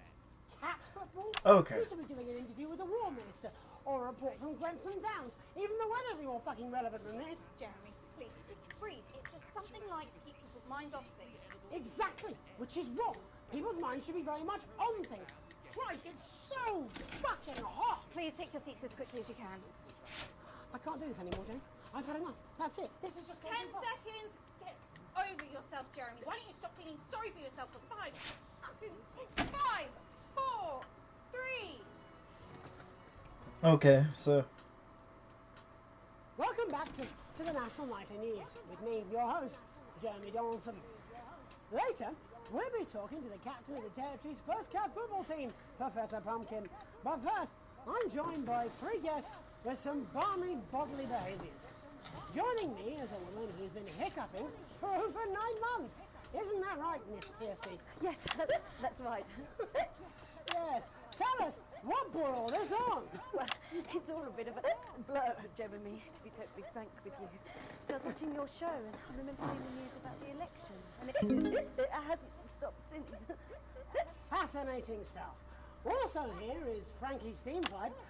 Perhaps you could explain to us exactly what your physiological foreboil is. I'm here to say it's high time people like me were respected. We're constantly overlooked in the workplace, we're whispered about on buses, and we're asked politely to leave children's birthday parties. And it's disgusting.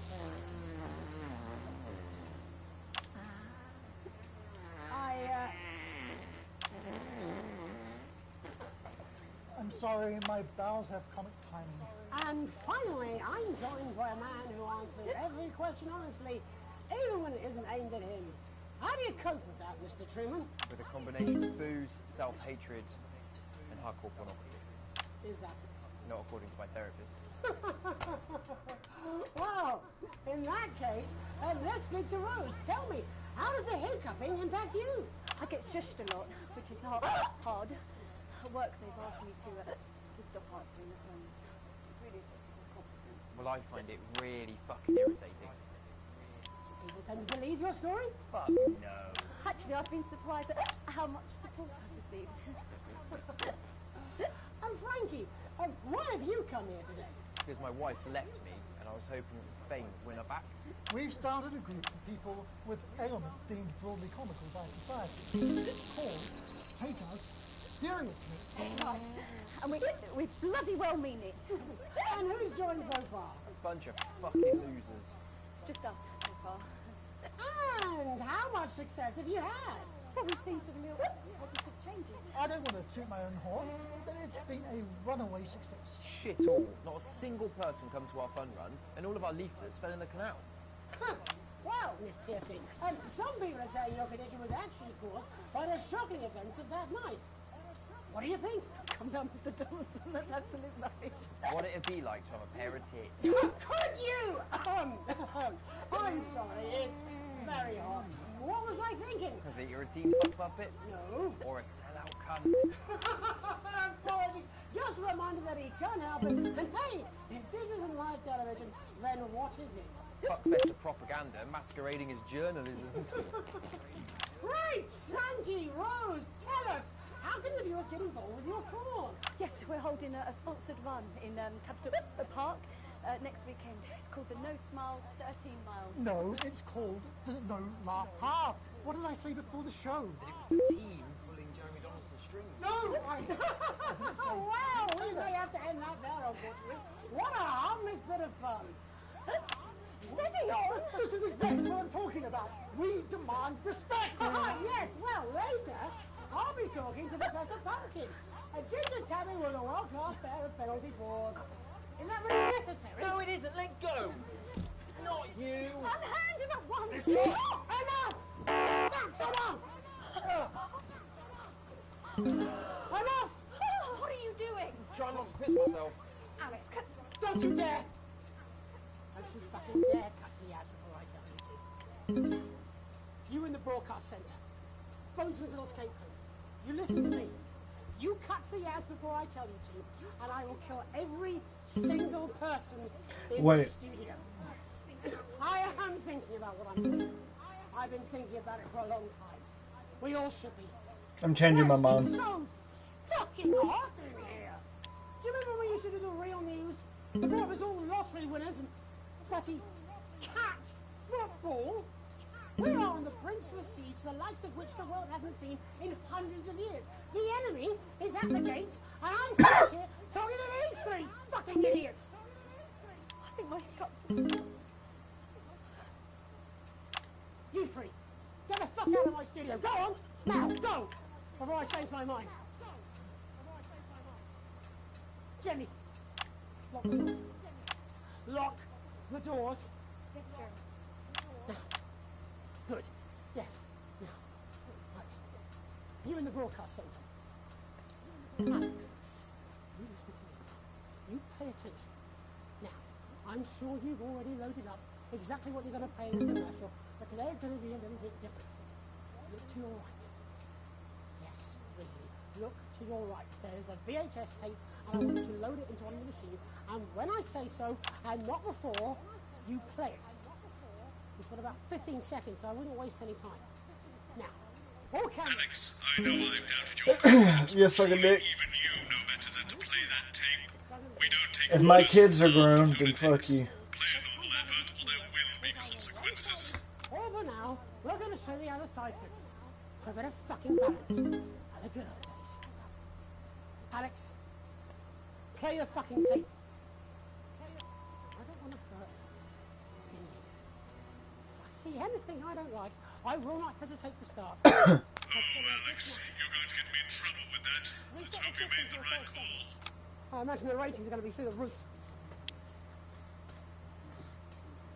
He's threatening to kill people if I don't play that tape.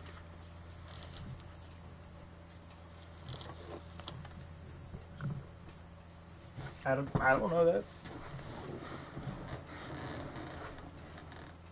Yeah. Yeah.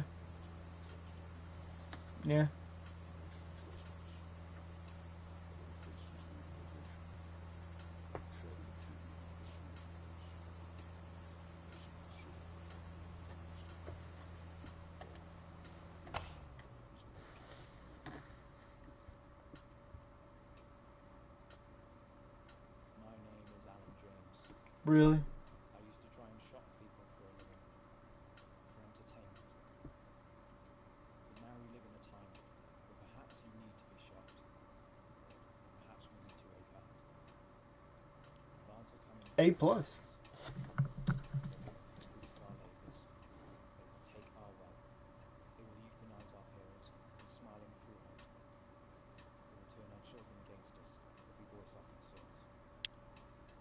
long? have to accept it.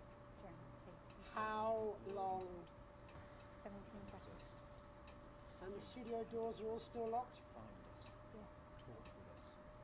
Join us. So what now? It isn't hard. I don't know. We're everywhere. This wasn't what I planned. I mean, some of it was. I had a speech, look. But this was unexpected.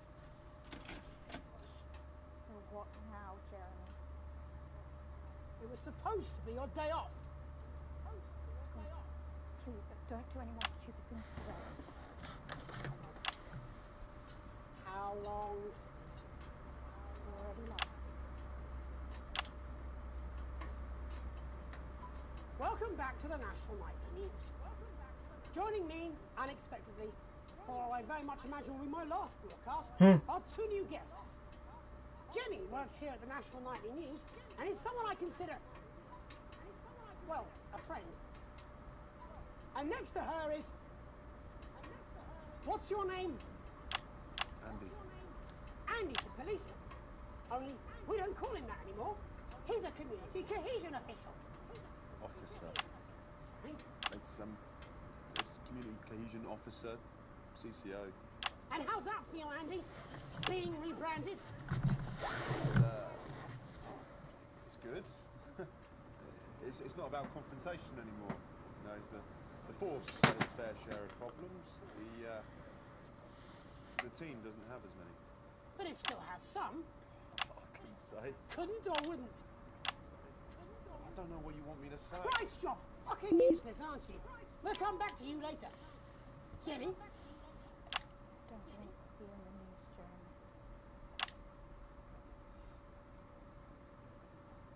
That's perfectly understandable. You'd want to do this. Jenny. This is really good. The National Nightly News team. I always wanted to work in news. Yes, but why specifically this program? The National Nightly News. It was the news everyone trusted. Is. Do you really want to quibble semantics at gunpoint? Is there something else you'd rather discuss? There's a great big Alan James-sized elephant in the room you seem to be ignoring. What do you mean? You saw my face when that bit came down. You didn't know, did you? It's about the message, not the messenger. It's like I said, you didn't know. No. I didn't know. The people I met were with... He wasn't there. I didn't know it was Alan James. I'm sorry. But seriously. Alan fucking James. You're flushing your life down the toilet for... God, I love you, Jeremy, but... He's a good speaker. He's popular in the country. That right? Look, forget Alan James. There is still something deeply wrong. And you know it, Jenny. And you know it, Andy. And you at home, you know it too. Meanwhile, I'm interviewing a guest who stinks of shit. Patrick is paddling about in shit. And Robin is literally interviewing someone who collects the fucking stuff. I mean, it's not sophisticated, but what a metaphor. We are sleepwalking our way into oppression, and the news isn't saying anything. We're not saying anything. Says who? Alan fucking James. What are all those scientists working on at Grantham Downs? What are they testing underground at Altergrave? Andy, your turn. Make yourself fucking useful. How many people have you brought in for consultations just because they weren't carrying or didn't have team membership cards? Oh, well, there's other forms of identification that we will accept. For how long? We're just here to help. Then why do you need these? Not really help when it's offered at gunpoint, is it, Andy? Let me demonstrate it for you. Let me help you. You read these cards with my notes on it, and you'll probably digest a fact. That fucking Willie. Jeremy, stop! They will kill you. Please, don't make me watch that.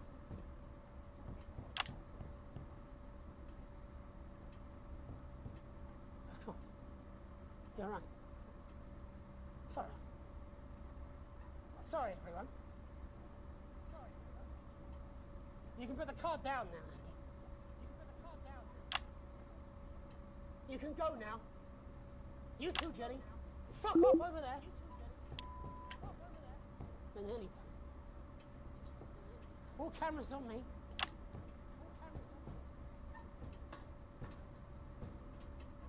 This new regime of ours is so seductive.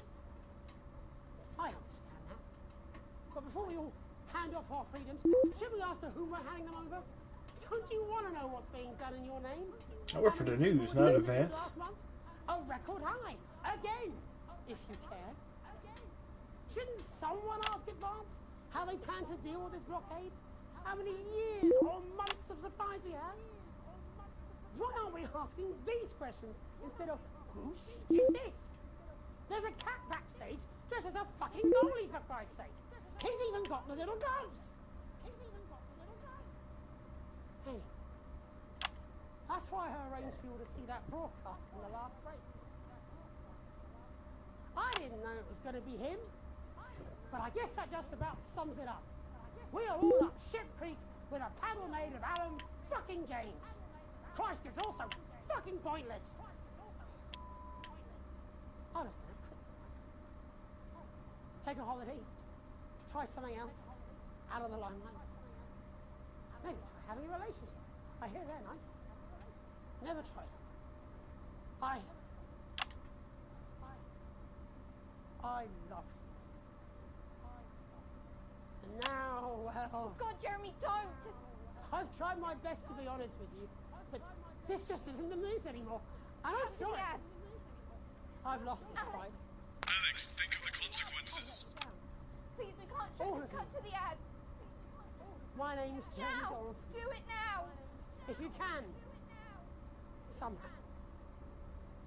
I envy you. Have a peaceful night. Jeremy! I cut to it at the right time, didn't I?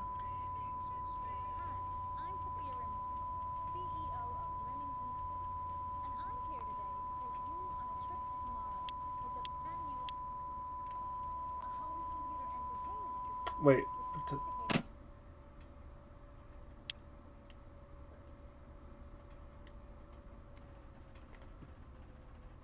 Hey, that's at least an 8. Yep. My dinero better be going up, boss. Damn, I just realized. All the way through. I realized all the way until like the last time I restarted it or re-checkpointed it. Advance doesn't own my fucking news network that I work for. They're just a big sponsor. I would have been making different choices.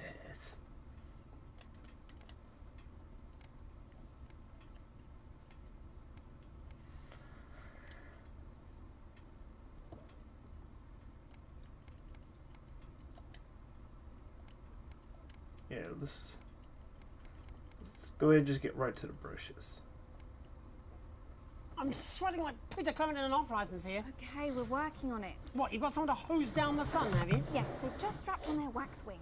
Classical illusions are no substitute for air conditioning. You know, I genuinely thought you'd be in a better mood today. She's not even here. Yes, but he is. Our gun-toting handler. Who, Andy? I don't know what the fuck his name is, do I? He's here to keep us safe from people like Disrupt. More like keep us in line. I hate guns. Give me the willies. 10 seconds, everybody. So, we've got any actual real news tonight? Well, the world's on fire. That good enough for you? Going in 5, 4, 3. I got good ratings. That's about all I did.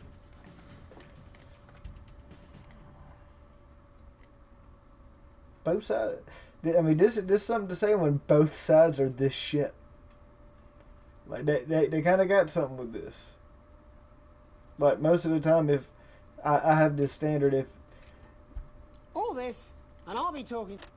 If you're not from that place, do not talk shit about that place because you can get holes poked just as hard.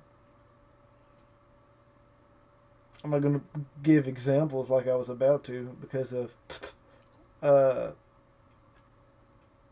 I'm so glad no one watches VOD this deep because I don't tell people that.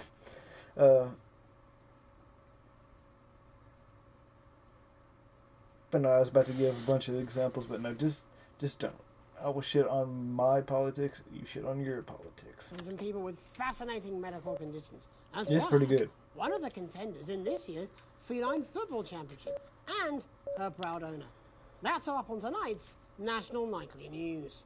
And after that, I'll be asking my own thumb what it thinks about the global financial situation, as well as what 3 members of the general public think about how a nuclear reactor might work. Could you be a little more dismissive in your delivery? I think there's a viewer out there somewhere who missed it. Viewers? We still have some of those, do we? Perhaps they're hoping to run into a fact. Jeremy, get it together. Don't give Bozeman any more ammunition. Oh, no, thank you. Coming back from the titles, quiet in the studio. I really best not. But first tonight, our team of correspondents has been dispatched. Go on then. What did I miss? No, I'd really best not. You're really not my type. Oh, go on then. But just the one. I am supposed to be working. First, let's go to Megan Wolf in Shining on Sea to see what the scientific community has to say. Megan?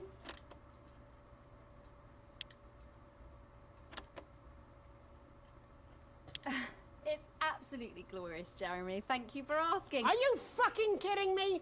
She's on a beach with a fucking cocktail with what looks suspiciously like actual news. Would you rather she was here with you? Because that's been going so well recently. No, I don't want that either. What I want is, well, never mind. Right now, I'd happily settle for a desk fan. Bozeman will never approve it. Do you know they have dinner together? Who? Bozeman and Megan. And Bozeman's wife, who is lovely, apparently. Who could have I thought got a fan. Bozeman managed to persuade some poor, hapless victim to shackle themselves to his ego. Your mic's still live. And I have met Bozeman's wife, and she is lovely, actually. What do you mean you've met Bozeman's wife? How come you've met her? I don't even know she exists. Because in the 8 years I've worked with you, I've never seen you attend a single workplace social event. I hate them, they're agonising. Yes. Imagine the horror of spending an evening with your colleagues. I'd rather spend an evening with that fucking rapper. Do you remember when you used to be fun? Yes, it was about the last time we did the actual news, wasn't it? Before your lot turned into this shit. I'm sorry. My lot? Well, it's not my fault, is it? Oh, he. Why are you even here today? I mean, it's supposed to be your day off.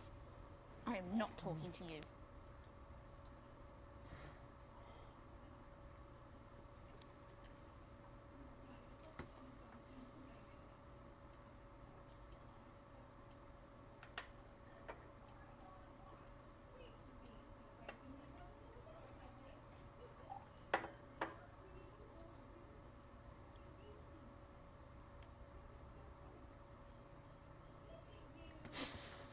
New makeup lady seems to be doing well.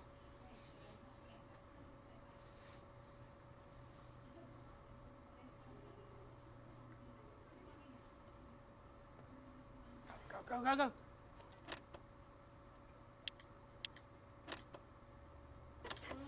There you are. Enjoy that.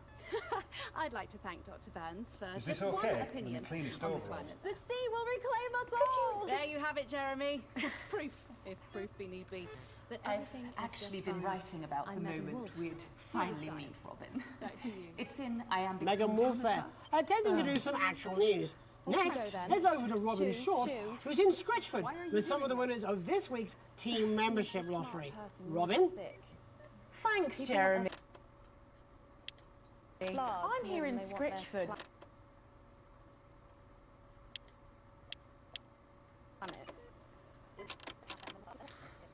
Okay, so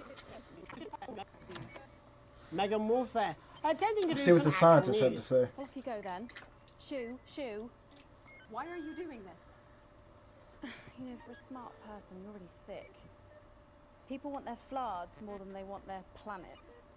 Is it true Sophia Remington pays for your tennis lessons? If you'll excuse me, I have to go and work on my serve. Okay, now I go back to see what Germ had to say. I'm Megan Wolf, here with science. Back to you. Megan Wolf there, attempting to do some actual news. Next, heads over to Robin Short, who's in Scritchford with some of the winners of this week's team membership lottery. Robin? Thanks, Jeremy. I'm here in Scritchford with Gary Felsen. Has anyone seen Jenny? Jenny? Jenny? Can I get a refill, please? I know you can hear me. Don't you walk away from me. Jenny!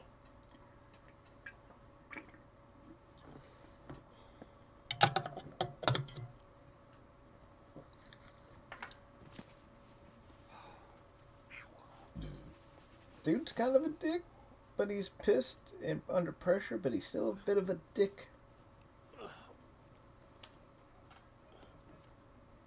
There's really no good person to root for here, because he just screams insecurities.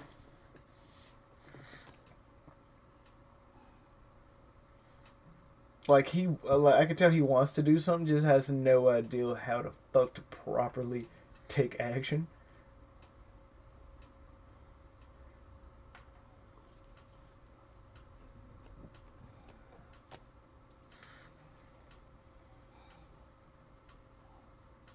Makeup? Makeup! No, not that. Look, I know it's not your job, but can I get a refill, please? Look, please. Well, go on then. Thank you.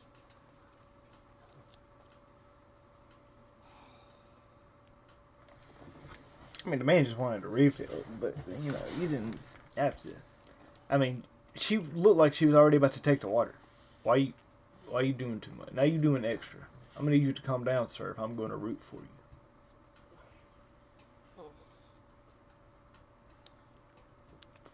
you. Ooh, nasty. You musty. Boy stank.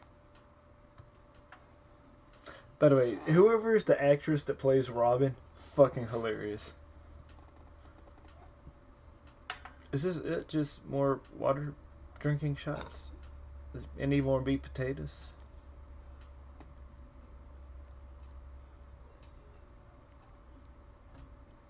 Because I want to get to what I want to get to, but I'm not going to rush it either.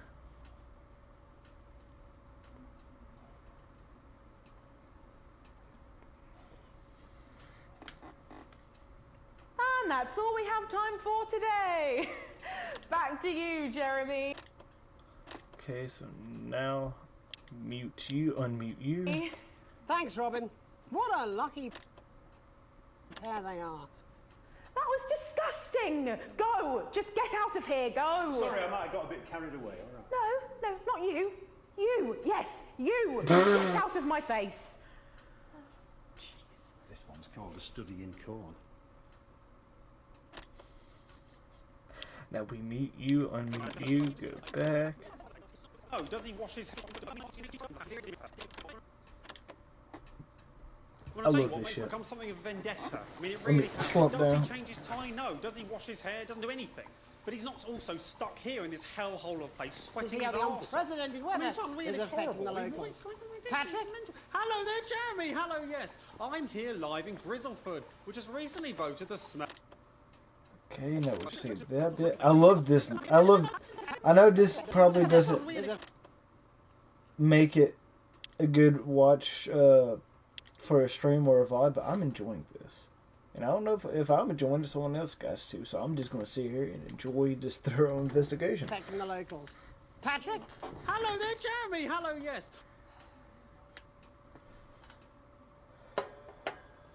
That's a refill? My God, have you finally found someone in a worse situation than you? I'm picking up that she might be somewhat annoyed with me. For your information, Jeremy, me and my lot aren't the reason there's no real news left. I put plenty of ideas forward, but they always get squashed up the chain. Fucking Bozeman. No, not Bozeman, further up. Oh, tell me more. I shouldn't have even said that. Well, Patrick, who's not looking presentable now, eh? Fucking arsehole.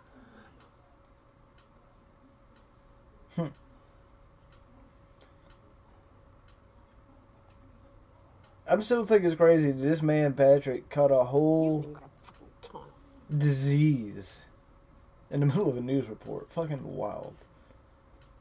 Are they going to give this poor new makeup lady a name? Because we knew the name of the other one. I want names for people.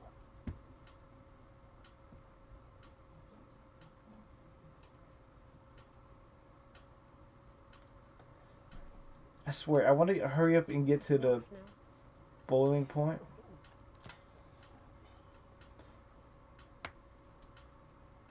But I'm also interested in this little side love. Not triangle, but squabble. Squabble? Squabble. They be Have you noticed what's in happening love. to him out there?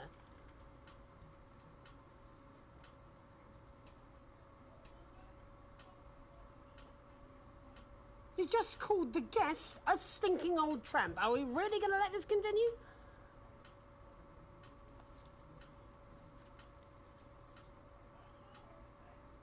Oh, Patrick, why?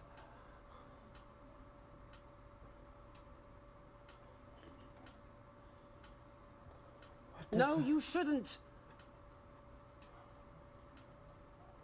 He's taking his shirt off on national news. Shouldn't we cut away?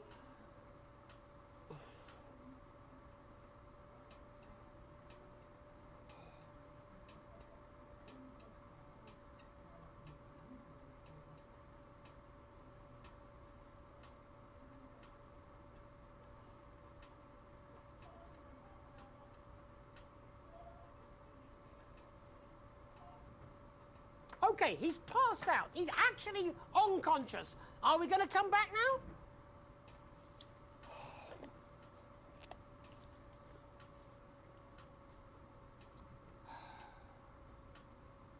Apparently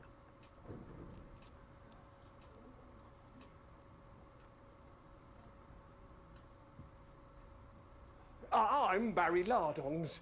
Back to you, Jeremy. Right Thanks, now, Barry. You need to stand back. No, way back. The first few expulsions are devastating. Is he all right? Ah, you've started now. Right, you might take yourself a seat before it gets messy.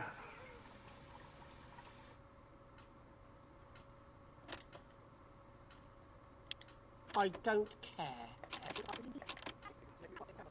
Here, Devastating. purely for medical reasons.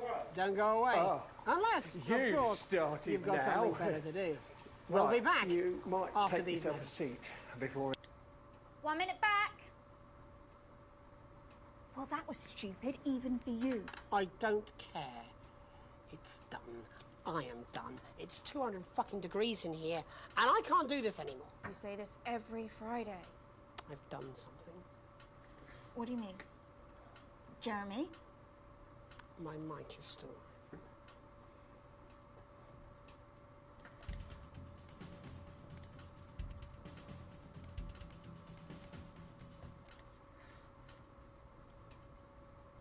I was sleeping on this game. You bet you damn Skippy after I get done with this first playthrough offline. This John about to go crazy. A little bit. Get some conspiracy theories going. That's what I'm talking about? Cat football? We should be doing an interview with the War Minister, or a report from Grentham Downs. Even the weather will be more fucking relevant than this. Jeremy, please, just breathe. It's just something light to keep people's minds off things. Exactly, which is wrong. People's minds should be very much on things. Christ, it's so fucking hot! Please take your seats as quickly as you can. I can't do this anymore, Jenny. I've had enough. That's it. This is just 10 seconds! Get over yourself, Jeremy. Why don't you stop feeling sorry for yourself for 5, 4, 3. Welcome back to the National. It's really affected my confidence. Well, I find it really fucking irritating. Do people tend to believe your story? Fuck no. Actually, I've been surprised at how much support I've received. And Frankie, why have you come here today? Because my wife left me, and I was hoping that the fame would win her back. We've started a group for people with ailments deemed broadly comical by society. It's called Take Us Seriously? That's right. And we bloody well mean it. And who's joined so far? A bunch of fucking losers. It's just us so far. And how much success have you had? Well, we've seen some real positive changes. I don't want to toot my own horn, but it's been a runaway success. Shit all. Not a single person come to our fun run, and all of our leaflets fell in the canal. Well, Miss Piercy, some people are saying your condition was actually caused by the shocking events of that night. What do you think? Come down, Mr. Donaldson, that's absolute rubbish. What'd it be like to have a pair of tits? Could you? I'm sorry, it's very hot. What was I thinking? That you're a team fuck puppet? No. Or a sellout cunt? Apologies, just a reminder that he can't help it. And hey, if this isn't live television, then what is it? A fuckfest of propaganda masquerading as journalism. Right, Frankie, Rose, tell us, how can the viewers get involved with your cause? Yes, we're holding a sponsored run in Capital Park next weekend. It's called the No Smiles 13 Miles. No, it's called the No Laugh Half. What did I say before the show? That it was the team pulling Jeremy Donaldson's strings. No, I didn't say. Well, we that. may have to end that there, unfortunately. What a harmless bit of fun. Steady on! This is exactly what I'm talking about. We demand respect. Yes, well, later, I'll be talking to Professor Pumpkin, a ginger tabby with a world-class pair of penalty paws. Is that really necessary? No, it isn't. Let go. Not you. Unhand him at once. It's enough! That's enough! Enough! What are you doing? Trying not to piss myself. Alex, cut. Don't you dare! Don't you fucking dare cut to the ads before I tell you to. Now, you in the broadcast centre, Bonesman's little scapegoat, you listen to me. You cut to the ads before I tell you to, and I will kill every single person in this studio. Jeremy, think about what I am thinking about what I'm doing. I've been thinking about it for a long time. We all should be. Christ, it's so fucking hot in here. Do you remember when we used to do the real news? Before it was all lottery winners and bloody cat football? We are on the brinks of a siege the likes of which the world hasn't seen in hundreds of years. The enemy is at the gates, and I'm stuck here talking to these three fucking idiots. I think my hiccups have stopped. Huh? You three, get the fuck out of my studio. Go on, now, go, before I change my mind. Jenny, lock the doors. Lock the doors. Yes, Jeremy. Now. Good. Yes. Now. Right then. You in the broadcast centre. Alex, you listen to me. You pay attention. Now, I'm sure you've already loaded up exactly what you're going to play in the commercial, but today is going to be a little bit different. Look to your right. Yes, really. Look to your right. There is a VHS tape, and I want you to load it into one of the machines. And when I say so, I would have did the same thing, cuz. You play. I would have did the same thing. You just say, look to your right, man. What's over here? That shit interesting. You still got the nod pointed on me. Damn, that could be. It. You've got about 15 seconds, so I wouldn't Down to waste any 45. time. Now, all cameras, all of you, on me. When we come back, we're going to do the fucking news. And because every single thing that comes out of this studio is either one-sided or banal, we're going to show the other side for a bit. For a bit of fucking balance. Like the good old days. Alex, play the fucking tape. Now, I don't want to hurt any of you. But if I see anything I don't like, I will not hesitate to start by killing this man. Now, reset the system for the third segment. I imagine the ratings are going to be through the roof.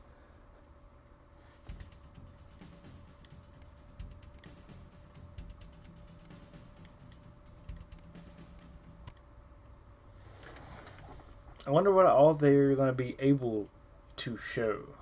If you catch my meaning on this next part.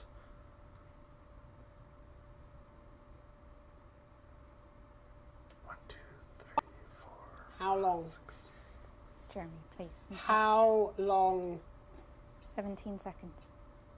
And the studio doors are all still locked? Yes. So what now? I don't know. This wasn't what I planned. I mean, some of it was.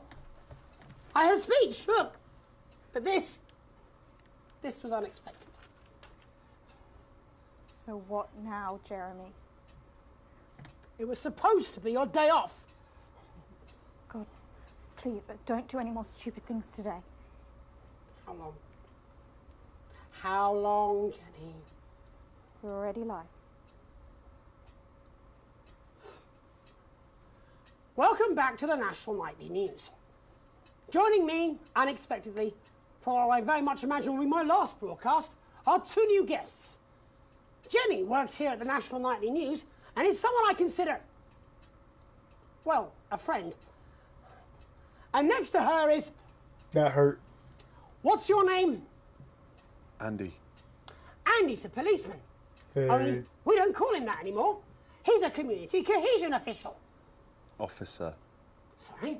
It's community cohesion officer, CCO. And how's that feel, Andy? Being rebranded? It's good. it's not about confrontation anymore. You know, the force had its fair share of problems. The team doesn't have as many. But it still has some. I couldn't say. Couldn't or wouldn't? I don't know what you want me to say. Christ, you're fucking useless, aren't you? We'll come back to you later. Jenny? I don't want to be on the news, Jeremy.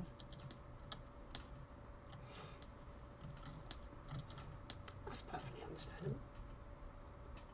Who'd want to do this? Jenny,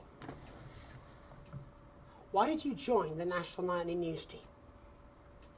I always wanted to work in news. Yes, but why specifically this program? The National Nightly News. It was the news everyone trusted. Was? Is. Do you really want to quibble semantics at gunpoint? Is there something else you'd rather discuss? Well, there is a great big Alan James-sized elephant in the room you seem to be ignoring. What do you mean? I saw your face when that hood came down. You didn't know, did you? It's about the message, not the messenger. Like I said, you didn't know. No. I didn't know. The people I met were with... He wasn't there. God, I didn't know it was Alan James. I'm sorry. But seriously, Alan fucking James. You're flushing your life down the toilet for... God, I love you, Jeremy, but... He's a good speaker. He's popular in the country. That right? Look, forget Alan James. There is still something deeply wrong. And you know it, Jenny. And you know it, Andy. And you at home, you know it too. Meanwhile, I'm interviewing a guest who stinks of shit. Patrick is paddling about in shit. And Robin is literally interviewing someone who collects the fucking stuff. I mean, it's not sophisticated, but what a metaphor. We are sleepwalking our way into oppression, and the news isn't saying anything. We're not saying anything. Says who? Alan fucking James. What are all those scientists working on at Grantham Downs? What are they testing underground at Altergrave? Andy, your turn. Make yourself fucking useful. How many people have you brought in for consultations just because they weren't carrying or didn't have team membership cards? Oh, well, there's other forms of identification that we will accept. For how long? We're just here to help. Then why do you need these? Not really help when it's offered at gunpoint, is it, Andy? Let me demonstrate it for you. Let me help you. You eat these cards with my notes on it, and you'll probably digest a fact. That'd be helpful, wouldn't it, Andy? Knowing a fact? What? I don't understand. Do you want my help, Yes, Andy? yes, whatever you say, yes. Security are here, Jeremy. Eat it. What? Eat the fucking news, Andy, or I'll force it down your fucking throat. Jeremy, stop. Go on. Really? Eat it. Eat it, you fucking bully. Jeremy, stop. They will kill you. Please, don't make me watch that. The security guard is funny, even though he did beat the brakes off that hiccuping motherfucker. You're right. Sorry. Sorry, everyone. You can put the card down now, Andy. You can go now. You too, Jenny. Fuck off over there. We're nearly done. All cameras on me.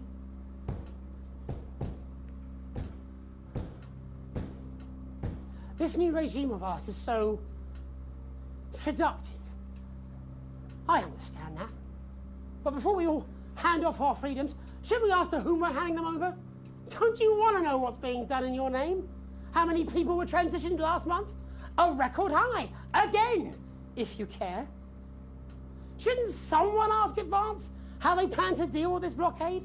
How many years or months of supplies we have? Why aren't we asking these questions instead of, whose shit is this? There's a cat backstage dressed as a fucking goalie, for Christ's sake. He's even got the little gloves. Anyway, that's why I arranged for you to see that broadcast in the last break. I didn't know it was going to be him, but I guess that just about sums it up.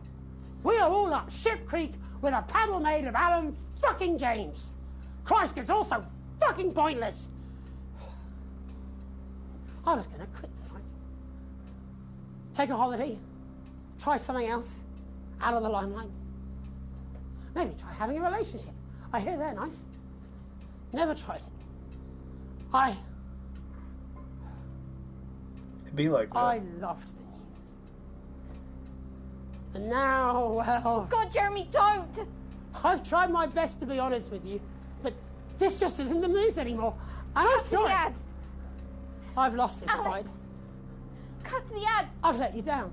Please, we can't show All this. of Cut to the ads! My name's Jeremy Now! Donaldson. Do it now! If you can. Somehow. And I envy you if you can. Have a peaceful night. Jeremy! Oh, I cut at the exact perfect time.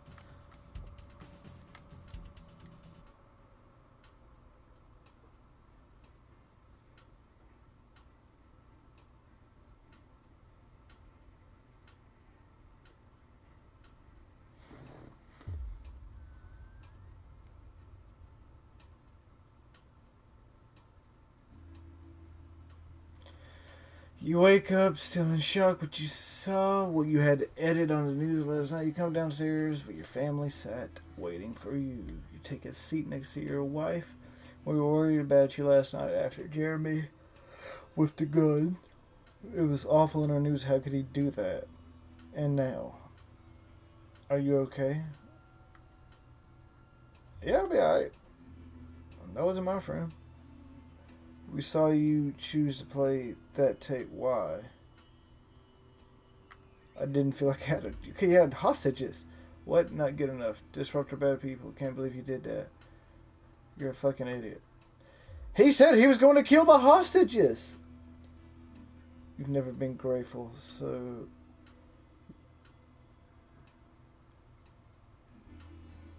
For what it's worth, Alex, I think you were in a possible situation. Somehow you managed to make the right call. Sam throws their arms around you.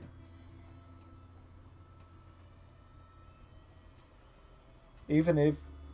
Okay, pronoun warrior. You were stuck in that studio having to make that choice. No one can criticize what you did. I am proud of you. Take a deep breath and gather your thought. There's a lot to take in.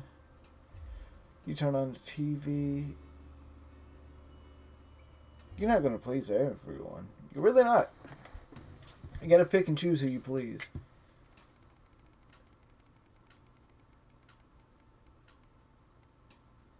So, around 70 days. Spent 6 months. Since you and Sam discussed Grandma's evening medical costs, please. Okay.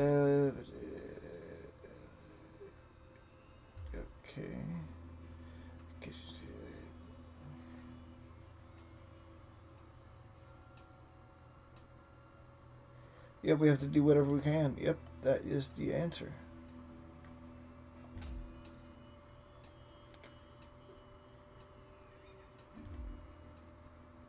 I have the money.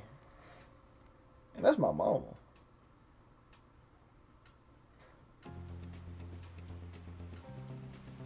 Okay. I feel like... Oh, wait. We got a postcard from Susie. She's having fun on her trip. Yada, yada, yada. So I've seen what it feels like for a Kyrgyzstan. Really cool place, but it's so cold. Hope Chippy enjoyed the gift. And before you say anything, yes, you were right about packing the extra socks. She kicks me. Next time we go to Konislavia? Or no, it's Konislava? Yeah. Much warmer and loads of beaches to enjoy. I could stay there forever, but I had to go to San Palmarino before it got too cold. I'm so glad that we did. Probably got one or two stuff before heading home, but I'll be back for Christmas. Worth the pennies. I was about to say, well, I never understood why she was bitching, but I didn't know she just now got to go on the trip. Equipment not working? Check that power.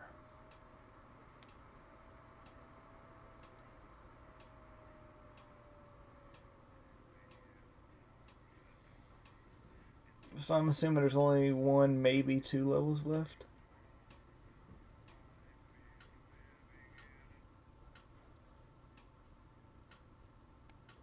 Matter of fact, okay, Google. How long is not for broadcast?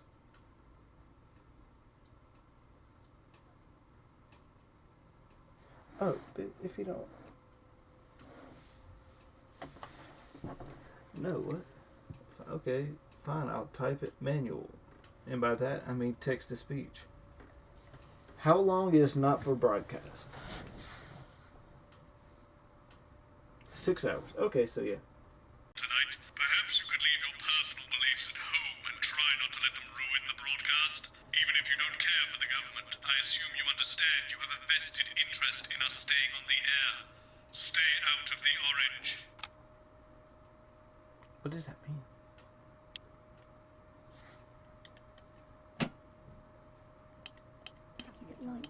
What does that mean? When you do, where you turn politicians into humans, just don't get drawn into talking about the war, politics in general. They do know this is the news, don't they? You don't hear this from me. Apparently,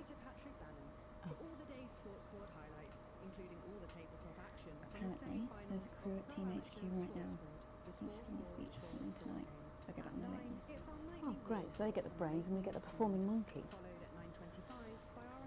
Sometimes you sound just like him, you know. How are you? It is what it is. It's in sizes. It And is what it tonight, Dr. Adrian Atkinson Riley will be getting his teeth into Fiona from Handel Vanderbilt, who's 10 seconds, everybody. on the humble biscuit. And that takes us, after the weather and public information, Going in bill, 5, to our close down. 4, But first 3. tonight, it's time to join Megan and the team for the National Night. Good evening. This is the National Nightly News. I'm Megan Wolfe. It's the 140th day of war. Our main headlines tonight. Company of heroes. Skirmishes on land and sea again today as our armed forces tested the mettle of the World Council's illegal blockade. Advance's strategy of multiple small-scale incursions into the disputed zone is certainly keeping the enemy on high alert, unable to work out where or when the next strike will come. Sadly, however, more casualties were reported today, and as the weeks and months of this war make ever more demands on our armed services, those numbers will, tragically, only continue to rise. Don't starve. Advance's food programme moved from strength to strength today as rationing depots were opened in the last remaining unfed areas of the territory. The rationing depots have been constructed in record time, and the government's agricultural coordination strategy has seen shelves restocked with increasing regularity. And judging by the looks on this happy family's faces, it can't come a moment too soon. They'll be getting a good meal tonight. I don't know if that's from the true or government, not, but just like the rest of us. 7 days to die. The recent decision to allow those with long-term health conditions to access transition centres has today been declared an overwhelming success. Previously available only to those in their final years, the expansion of the service has been met with relief by the many organisations calling for it to be opened up to the wider community. With dwindling medical supplies leaving many of our most vulnerable facing chronic pain, it can come as no surprise that the transition centres have found themselves stretched to capacity. Populace. More than 11% of the population have thus far failed to register for a teen membership card, a worrying statistic given that the cards are a legal requirement from midnight tonight. While applications are still open for those who like to run fashionably late, they can expect a few tricky questions from advance. Start me up. Disrupt spokesman Alan James held an impromptu rally today in the northern city of Manchester. Large crowds gathered to hear the band speaker prove Disrupt are still able to capture the public's imagination. A representative from the Manchester Community Cohesion Team described the event as mostly peaceful. But it looks like Disrupt aren't going quietly into the night. And finally, absent friends. Sad news today as the grave of former National Nightly News host Jeremy Donaldson is vandalised by radical Disrupt activists.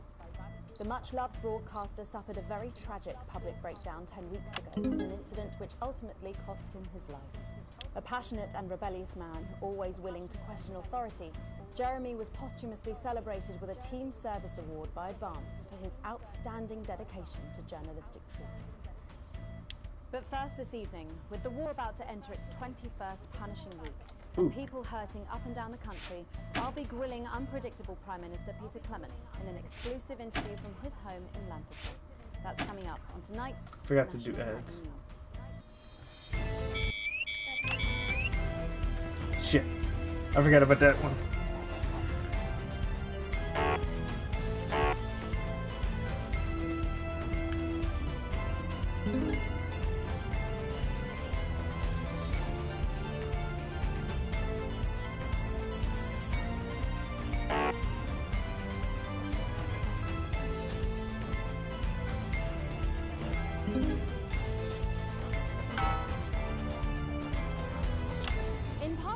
I'm a little overexcited to announce I'll be interviewing the one and only Lil C. And later we've got a new feature that's sure to keep you coming back for more. But first tonight, let's check in with Prime Minister Peter Clement, who's speaking to us from his home in Lancashire. Good evening, Prime Minister. Have we caught you exercising? Oh, have we started? Yes, that's right, Miss Wolf. Just a few minor adjustments. I mean, nothing drastic. I haven't joined the gym or anything.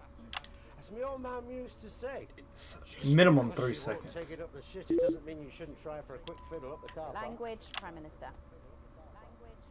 What? Quick fiddle? What's wrong? Oh, shitter.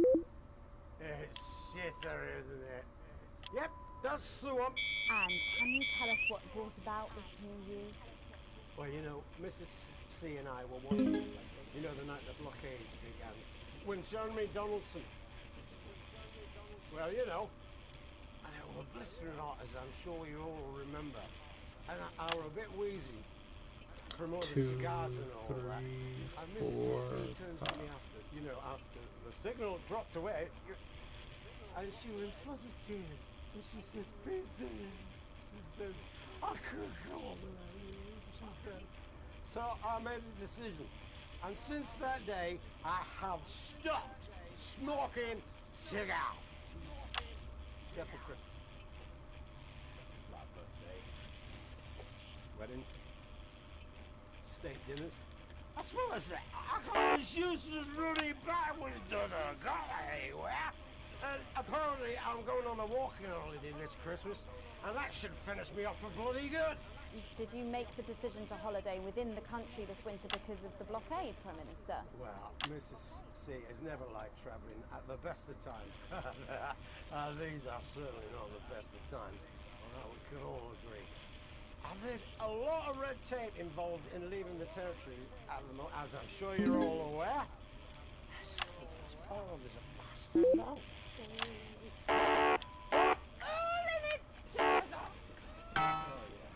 Also, It doesn't seem very advanced to be going abroad when the rest of the country is grounded. And yet, Julia Salisbury announced today that she'll be visiting Svenland during this year's winter break. Is that really an example of team spirit? What? Did you know about this, Gail? No one tells me anything, Peter. You should know that. What did you know? Well, leaving that for a moment, it says on this card that a body like yours must take some planning to achieve. What's your morning routine? Well, I have a frigid morning routine. Rigid. It's rigid, for fuck's sake! Oh, yeah. A rigid and demanding plan that my doctor and personal trainer... Who's your personal trainer? Ah, some prick called Clark. Is that on your card? I think you might wonder. Prime Minister, speaking of planning, with the blockade in its 20th week and the people of this country reeling from its effects, what plans do you have to get us out of this mess? Well, that's a very blunt question. Surely one for which you, the democratically elected Prime Minister, must have an answer. Don't you get smart with me, Pat. I was a fucking national treasure before you were a twinkle in the milkman's scrotum. You want to talk about plans? Let me tell you about plans. That's all we do. Fucking plans and revised plans and then meetings to discuss the implementation of plans and plans and yet more planning for fucking plans and yet more fucking plans. Well, that's good. That's good to know, Prime Minister. You know, I used to really like you, Pat. You were a breath of fresh air. But I've been watching you, and you know what? You get more like him every day. I will take that as a compliment. Prime Minister, later on this evening, your co-leader Julia Salisbury is going to give a national address from team headquarters. Can you give us a hint of what she's going to say? Yes. Well, I imagine that Sorry, it will be you the imagine? usual... no, what I mean is... You do know about this broadcast, don't you, Prime Minister? I'm sure I did. But Julia and I have no secrets from each other. We don't memorize each other's bloody diaries either. As my old mum used to say, if you wanted to get a job done quick, don't get bogged down in the pubes. What else you got? Sorry? Only cards, what else? A little piece of my life do you want to rustle through? Gail, refill my glass. Sir. Ah, come on. Come on. Okay. What music do you listen to when you work out? Well, Gail tells me that I work out to Little C, but I have absolutely no fucking idea who that is. Do you think the C stands for... It stands for collaborative, Prime Minister. Yeah, actually, that does make more sense, actually. How's rationing affecting you? It's hard, but we get by. You just have to learn to get by on the basics. Take comfort in each other. I've got Mrs. C, and many a fine single malt. I want for nothing. So for a decent night's sleep, of course. Prime Minister, thank you for joining us. When we come back, it's time for the Culture Spot with Lil C and a world premiere performance of her new song. I genuinely can't wait to hear that. We'll be back after this. 1 minute back, everybody. I don't think he knew about her statement. I don't think anyone's supposed to know. When you mentioned that Rosamund's face turned a colour that I think you call embolism. No trouble. Rosamund? No, your local tutor never had. I suppose the higher ups might have him now. Who's Lil C? Justice, maybe. Who's Lil C? I'm rounding up. What? I'm civilised. I read books. Wow. This is getting dark. But that was real. An E? You'll no doubt have spotted the updated mixing disc. You'll need the new buttons during the next sections.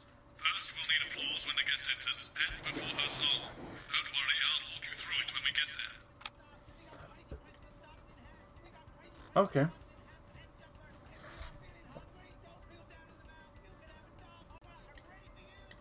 Oh, I can't use the mixer yet. I've never heard of her before. Big, really big. Really? She any good? No, of course not. Big dog shit. The kids go mad for her, absolutely mad. 5 and 10 seconds. You've got kids. Yeah, I've got about 6 or 7, I think. What? 5, 4, 3.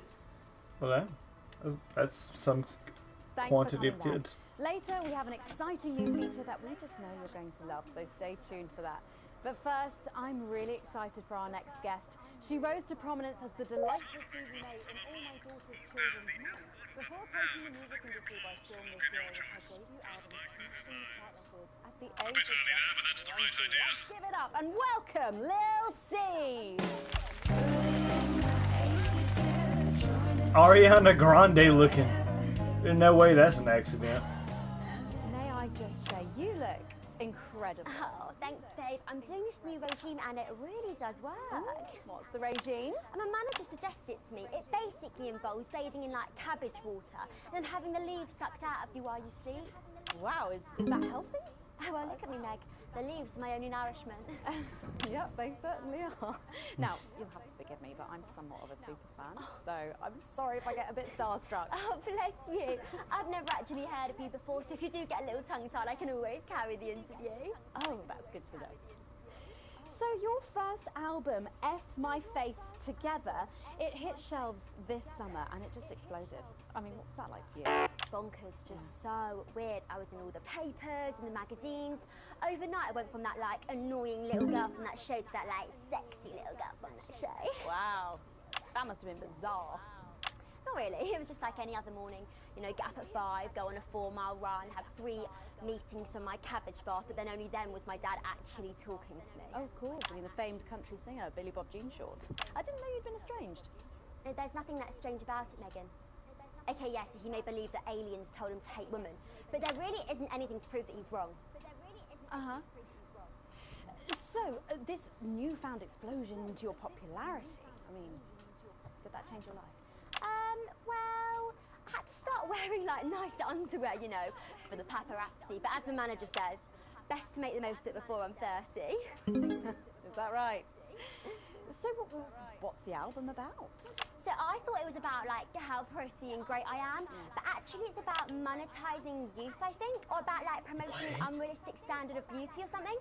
Your manager again? Yeah, he says insecurity is an opportunity. Oh, do you think he'd be happy with you telling us all this? Telling you all what? It really doesn't matter what I say here. I'll do my dancing and then this part will all be forgotten about. Oh, well, yeah, I mean, we're going to see some of those famous dance moves very shortly because you're going to be performing your new single, aren't you? Yeah, it's from my album Put It In My A Together and it's out tomorrow. So soon, after the last one? Oh yeah, I've actually released 2 albums since lunchtime and a clothing line during this interview. See, this is called Cry for Help and it's going to be in all the best high street and retailer shops and it's out now. So girlies, you know what to do. Scream and cry until somebody gets it for you. Ooh. There she goes. Blimey. All these projects, they're keeping you very busy, aren't they? It must be tough. Yeah, it can get tough and I hate it sometimes and I hate myself. I just want to like cry into a bath of root veg. But then I think thousands of girls would do anything to be me, so I must be quite lucky. Well, you know you don't have to do this, though, don't you? Yeah, I do think that sometimes. Most nights between like my 4th vodka and the 8th time a stranger slapped me around the arse. I think things could have been different, you know, like better. But I don't know. I love doing autographs and having somebody dress me and tell me what to wear. Did you always want to do music? Well, ever since I was a little girl, I'd sit in front of the radio, and as soon as my favourite girl group would come on, I press record on my cassette, and then my dad would come in and tell me to turn it off and to go back upstairs and start practicing again. Sorry, is your dad your manager? Yeah, which can be tough, and sometimes when it gets really hard, he'll say, make Quagler proud and you might just survive childbirth. Well, you know what, despite anything, you'll make me proud. Oh, if only your opinion was as valuable as his. And on that problematic note, you're going to be singing your song for us soon, aren't you? Tell me about it. So it's called Oof, These Babies messed it Will up. Bring You Home, and I actually got sent the lyrics in the car on the way up here. But you know I what? did a It's Kevin actually Dunn. right. And don't worry, all my work is team approved. All right then. Well, you can go and get ready for that. We'll see you in a little bit. It was a very specific type of pleasure to chat to her, and I just can't wait to hear this. Oh, Let's do better this time. Here we go. with an exclusive first performance of her new track, These Babies Gonna Bring You Home. Take it away. Ladies and gentlemen, it's the boys' favorite, the queen of team. Is this deliberate, Alex? We do like our guests to come back, you know. I hit the wrong button. I was hitting R1 instead of L1.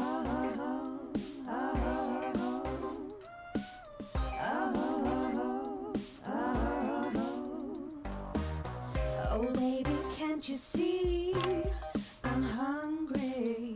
There's a place in me that's empty. I want that meat you're packing. Only you can fill that crack in me. I'm under siege, so come and free me. Ain't no disruption here, boy, I got no agenda. Just want the team in me. No dirty foreign member. Don't stop your morning drill. There's holes in me that ain't been filled yet. I only scream this loud when you do your country proud. I ain't no Vickers daughter. Come and skirmish on my border. Quick before I get much older. Tie me down and pull me like an enemy soldier. An enemy soldier. So let them try and break our dream. We fight and love and die a team. So what a Peter Clemens boys can come and use me as a toy. I wanna see some action. So come and break my sanctions.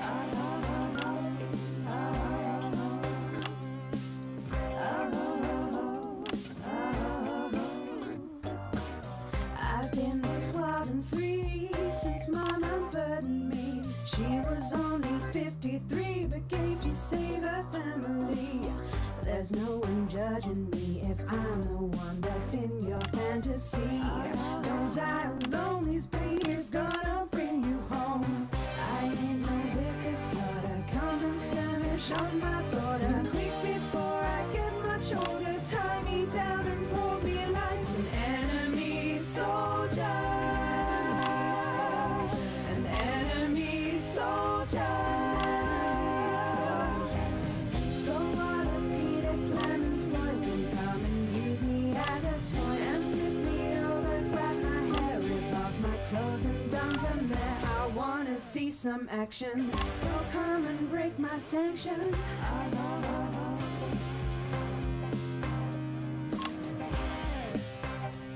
Killing this music video.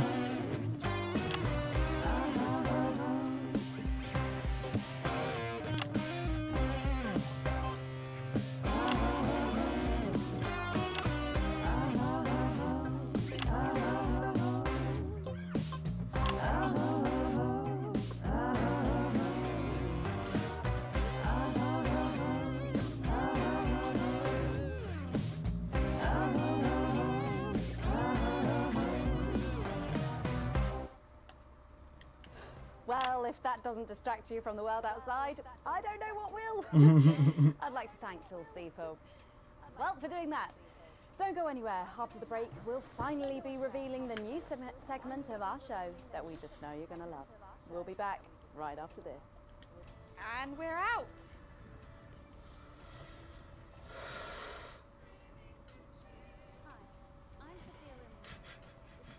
Can I just say, thank you so much for letting me do this. It really means a lot to me, you know. Yeah. To be able to promote myself on such a mainstream platform like the news. Well, don't worry about it. And you know what? Good luck for the future. Take care of yourself. This industry can be crazy sometimes. Watch out for that father of yours. Oh, no. I manage myself. It's just, you know, for the public to have that certain perspective. You know what it's like. Oh, right. And Michael? Michael? What about Billy Bob Jean Shaw? Oh, my dad. He's such a sweetheart. We both had the same agents, you know, like it just made sense. Both of us for our image together. Wow. And Michael, I want to see the revenue share for the clothing line and get me a G&T before my meeting with the lube guys. They say for your pleasure, I'm going to start needing it. I'm gonna go get a Coke. This is an appropriate time to pause, just mid-commercial, before the next instructions, because I'm sure I'm about to get some, so I didn't just have to break kayfabe right there. You're going to need all 4 sound effect buttons for this next section. Try and pick them most appropriate sound effect for the actors' lines. They can't hear your choices, so they'll be assuming you're helping things along and not making them look ridiculous. Mind you, after the last section, God help us all. Try and do better. In my dressing room. There were exactly 12, as it said in your letter. Do I look like the sort of person who counts things? No, no, not anymore. I'm better than that now. I'll tell you And what, I know it. just keep adding flowers until it feels like 12. Got it? Absolutely, right away. 10 seconds. 5, 4, 3. Thanks for joining us for part 3. We've been teasing you about our new feature all night, and now the wait is finally over. I can reveal that every night on the show we'll be treated to an episode of an informative and hilarious new segment called The Notice Board. It stars some top talent and we're very excited about it. But before we see it, let's have a quick chat with the writer, director and phenomenon, may I say, Jeff Algebra, guys! Actually, I've dropped the algebra. I go by Jeff DePlume now. How'd you like that? Yeah, very fancy. I suppose you need a new name now that you're a successful artiste. Well, exactly. I'm earning enough to pay taxes now. Oh. It's shit. And how does Angela feel about all this? Who? Your wife. Ah! Oh, God, no. No, she's long gone. No, she was holding me back. I'm with Norm now. We were married last month. Norm de Plume. Yeah. And why did you write this? What was your inspiration? Well, I received a telephone call offering me 25 grand to write a pro-team sitcom. And I heard my father's voice. Denta, got out my typewriter and started clacking. Utter shite. And without further ado, let's give it up for the notice board. Jolly good. This new button sucks. Because I don't know how it specifically works. Excellent, you're a natural. Keep it up.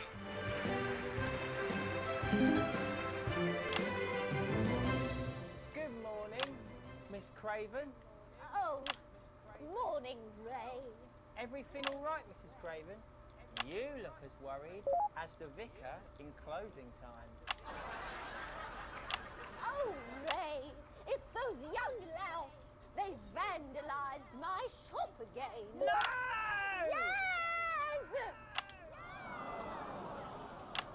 They've written all sorts of obscene language and crude pictures, and I know it's those damn youths. I don't know. It could be the vicar at closing time. Oh, he was the actor. Worried they won't Or the become productive athlete. members of the community. What if they never see the error of their ways and end up as social outcasts, such as shoplifters or bomb rats? Don't worry, Mrs. Craven. This is a very supportive Fuck. community. I And hit I'm the wrong sure buttons. that in time they will fit into this society like this key into this lock.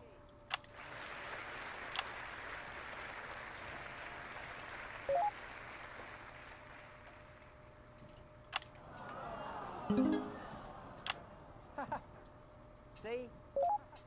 Works like a charm. What a lovely way to put it, Ray. And just like that, we can unlock their future. Yes, yes. Wow! Look at all the letters in my collection today. Oh, I think that one's addressed to me. What? This one? Oh, so you're right.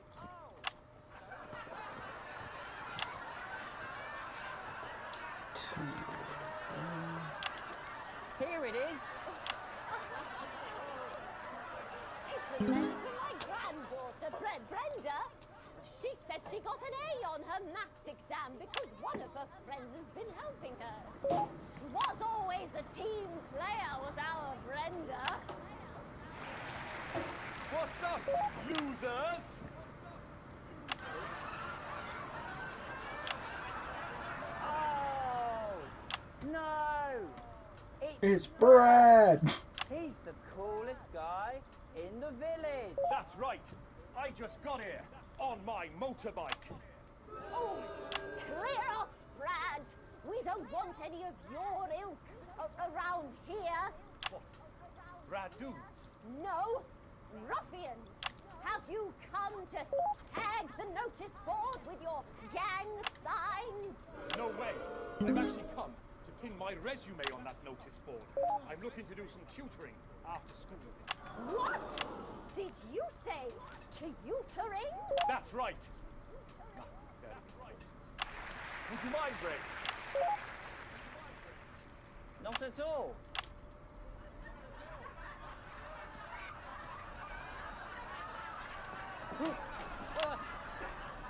So you, a young person, have been spending your This time is beyond helping cringe. others and not just urinating on churches or huffing glue? Hey, I haven't huffed glue for months. Well, blow me down! You know what? We misjudged you based on how young and cool you are, and not on your actions. No doy.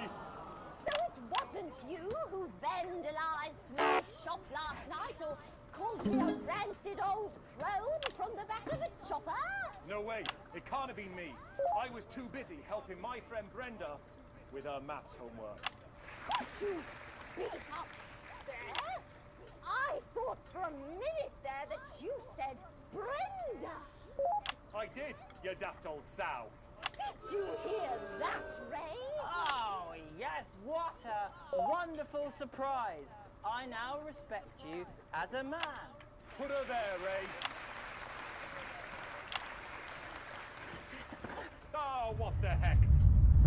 Give us a hug. Whoa. I can't move. Sorry to interrupt the first groundbreaking episode of Notice Board. I'm being told we are picking up reports from across the continent of what appear to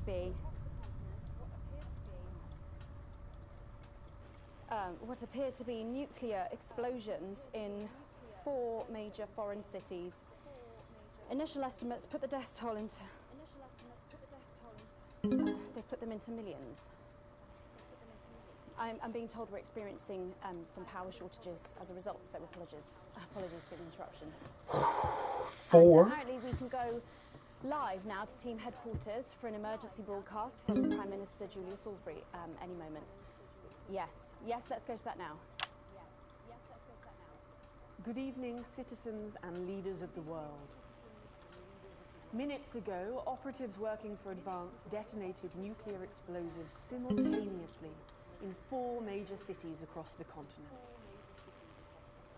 We have similar devices in 58 other urban centres, and will not hesitate to detonate, and will hesitate if our conditions are not met in full and without delay. The people of our territory will no longer tolerate your illegal and genocidal blockade. You are to remove it immediately. We will accept nothing less than your unconditional surrender. Your territories will be taken under our control.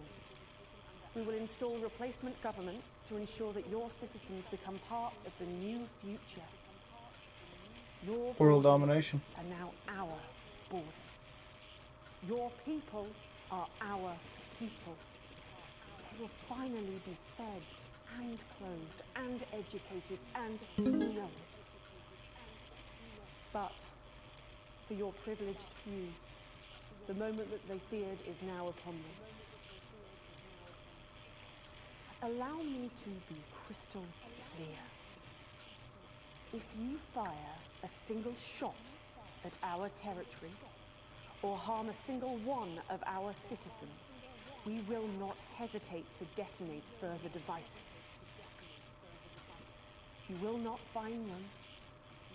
then no doubt you are already searching for them. Our technology is decades ahead of yours. We will expect your complete acceptance of our I heard terms by they midnight about to tonight. nuke people, bro. Thank you.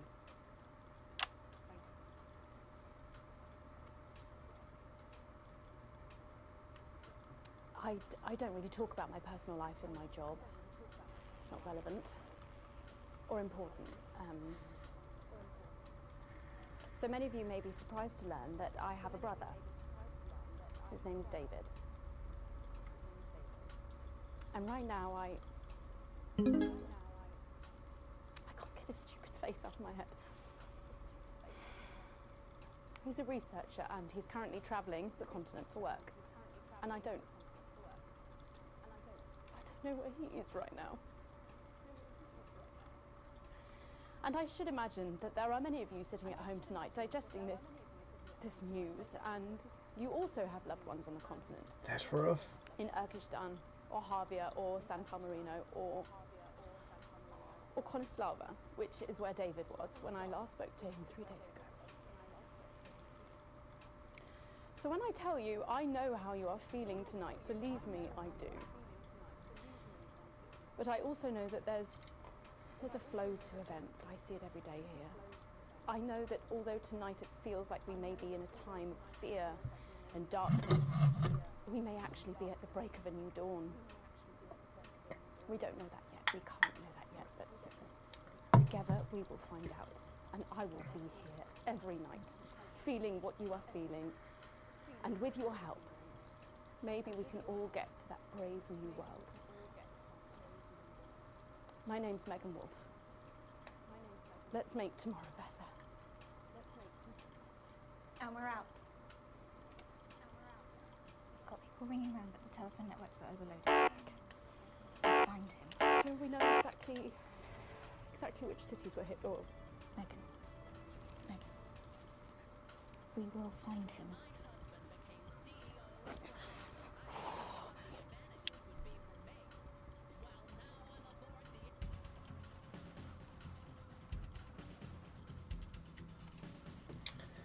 Rough episode. They dropped nukes.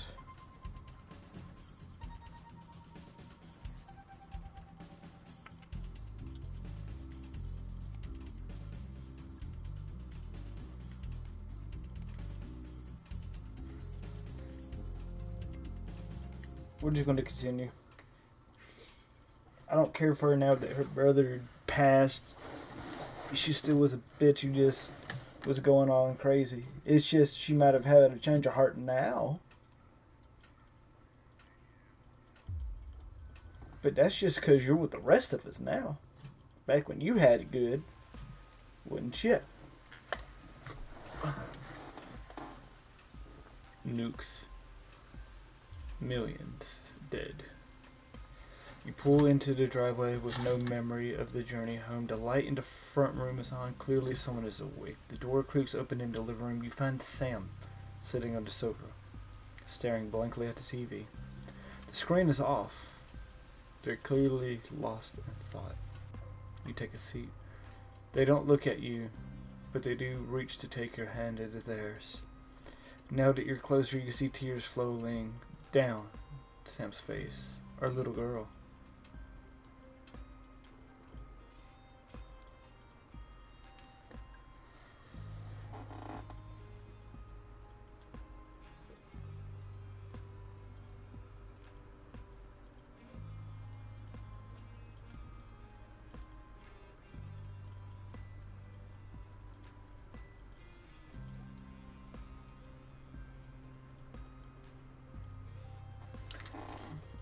They nuked my daughter. Yeah, nope, down with advance. That's crazy. Did they at least tell civilians to evacuate? Was that even an option? How deep was his war? I don't know those facts. The only facts I know is they nuked my daughter in a war. And they are planning world domination. They can kiss my ass. What the hell can we do? Those bastards killed Susie and millions of others all for the fucking war, which we never asked for. I hate them, Alex. I know you've never been a fan of Advance, but after this, they're monstrous. I need you to understand that. That we just can't be indifferent. We actually do need to do something. Advance was no. Nothing could justify what they did, and anyone who tries is just as bad as they are. Okay, me personally, if it's not my daughter, I'm saying that.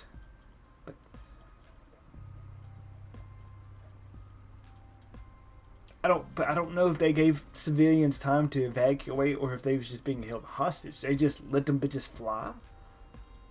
They had a blockade. So they went into that knowing they was nuking POWs. Fuck Advance.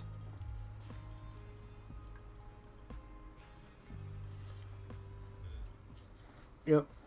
We going full rebel. Give me my bandana, gang. The final farewell.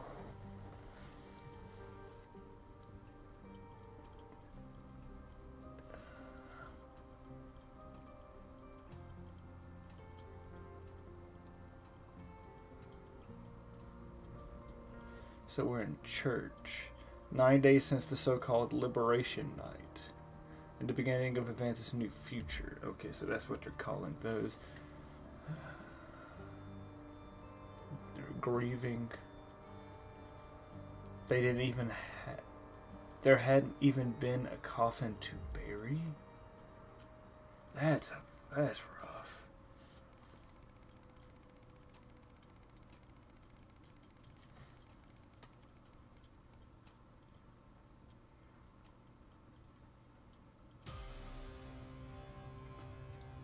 An academic exodus.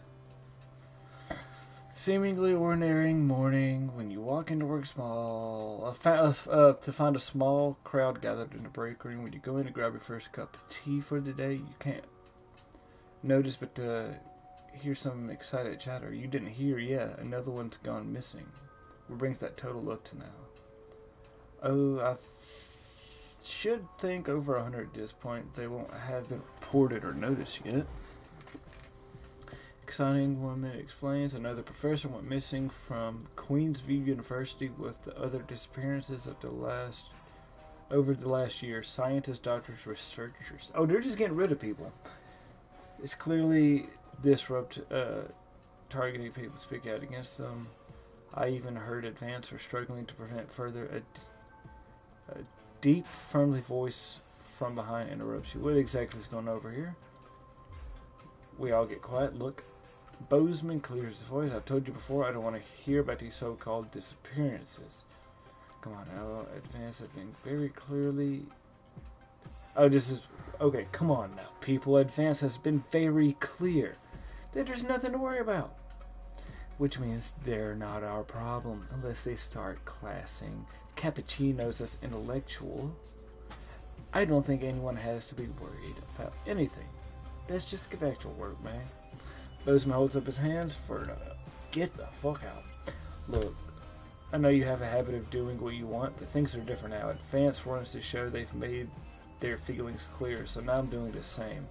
Channel 1's official position is that the government has things well in hand, nothing more, nothing less. I trust I won't be hearing about talk like this again.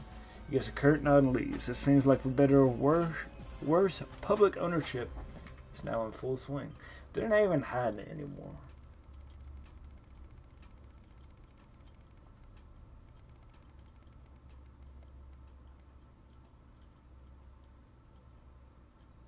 Career in the making.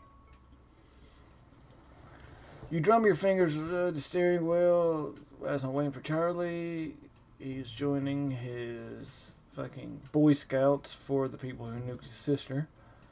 Finally, to see him exit the mall with a smile on his face, can't help but smile back, the frustration starting to fade as you see him genuinely happy. After hugging his friends goodbye, Charlie heads over to the car.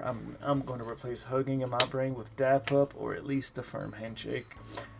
So, how was your interrupted as he can't wait to contain himself. Guess what? What? So obviously the Cohesion Cadets is a starting point for becoming a COO. Charlie gushes, well, apparently from next year, the top 5% of cadets will be taken into a special program to become community cohesion managers. Guess who's going to be in it? He beams at you. Yeah, what do you do?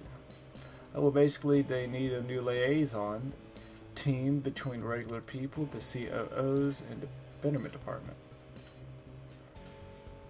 And that'll be us, people who have concerns and will decide whether they need referrals, and if so, which department. So you can be helping people, friends and neighbors. Yeah, I guess. But only bad people. It's about helping the community, making it safer for everyone, Charlie. You don't like the COs or the betterment teams? I'm just worried about them having too much power, turning people against each other. You're starting to sound like the people at Advance are trying... Wait, you're starting to sound like that Advance are trying to help.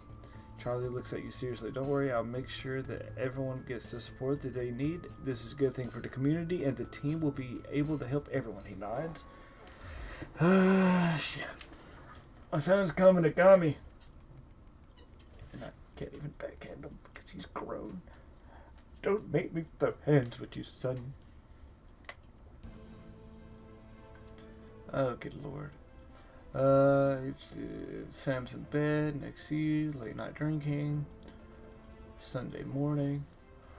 With the house quiet, have some breakfast in the living room. This is the breaking news. Reports coming from across the country that large swaths of farmland went up in flames last night as part of what authorities are calling a heinous and well-planned act of terrorism by the group known as Disrupt.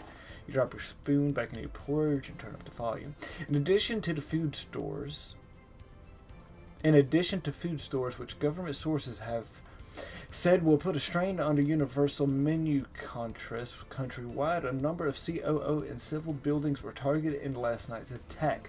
According to Prime Minister Julia Salisbury, specific prisoners and re-education and betterment facilities were raided, and a small selection of problematic and potentially dangerous individuals were forcibly extracted from lawful custody. Hold your breath. Unfortunately, it appears that the COOs were ill-prepared for an event like this, and Disrupt seemed much more effective and well-organized in comparison. What's up, Cody? You popped in at, the little ass end of... We're almost finished with the story, but welcome. While most of the targeted locations were thankfully empty of people given the latest hour, the Betterment centers were fully staffed when they came under attack. 17 COOs and 4 administrative staff lost their lives as a result of brutal actions of Disrupt. So both sides are fucked. Both sides are killing innocent people now. With countries more injured, many seriously, and rushed to the hospital. Few Disrupt members were captured during the conflicts, but the vast majority seem to have evaded capture so far. More in the story as it develops. I go and turn off the TV. Charlie looks in a room. Anything interesting on? What do I tell my son? Shit, we're going to have to see. Oh, it's not a problem, brother. I just found it comical that I've been streaming for like 4 hours, and it's been like 3 since someone popped up. So you to be popped in at the because I'm going to finish the game of this stream. But just the way, from a writer's perspective, it seems like the game is about to end. Sorry, I've had to piss for a minute now, and I can't pause yet. I'm in a bit of a loading screen, but I'd like to... what the fuck is on camera 4? That bitch look like she just saw trousers. You've been here the entire time, quietly. I love you, but I hope you've enjoyed. a year and a half since the Liberation Night. Okay, I got to piss. I will be right back into it. We're getting right back into it. Sorry, Cody. I'm sorry you joined. Like within, I think there's 2 levels left. Oh, you're doing your paintings with like 2 levels left and in the middle of a piss. But I'm so happy you're here, brother. It's good to hear from you. Ow.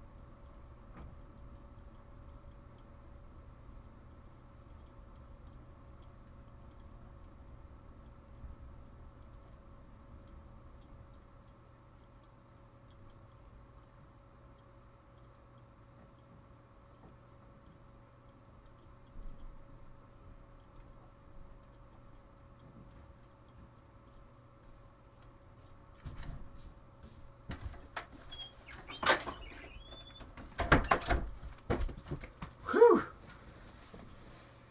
Bubba, I could breathe again. I'm gonna put my beanie back on because I don't feel like putting up my hair. A year and a half. Shit. Oh. Alex? Are you receiving? Yeah. This is Alan James. Oh, the revolution starts tonight, Alex, and we need your help. You damn right. Throughout this broadcast, we're going to ask you to do things that will directly help with this mass protest. You damn right. I'll be talking to you regularly tonight, and I'll also be hacking you when I can. Please help get our message out. It's on your right.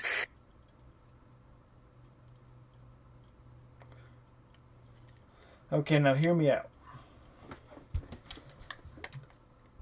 I think both sides have been incredibly horrible and wrong. The only difference is one side kills civilians or has nuked civilians in the middle of a war, in the death total in the millions. Disrupt has killed 17 plus 4, 21 people in grand total that I know of. And most of them were the people they was directly beefing with. But they nuked my kid. They nuked my baby girl. So that be them. I spit on 3 to make a whole fist, and I'm going to plow them. Oh, I need to turn on power.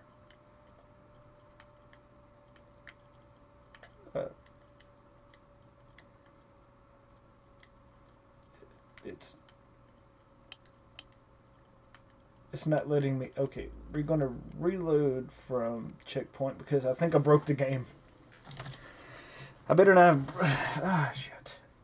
I could have been explaining this now instead of during the break.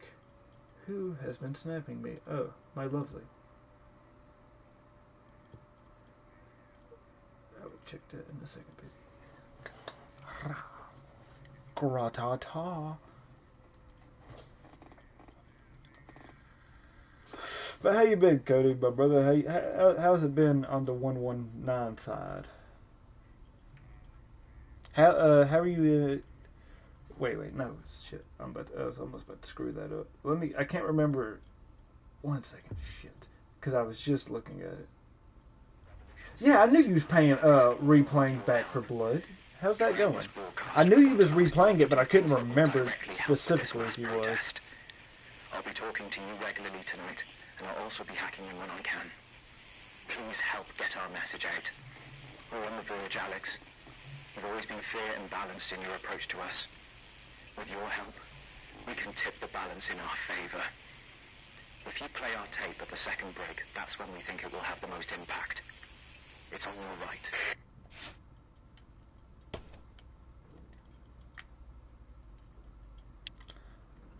Wait, what? Oh.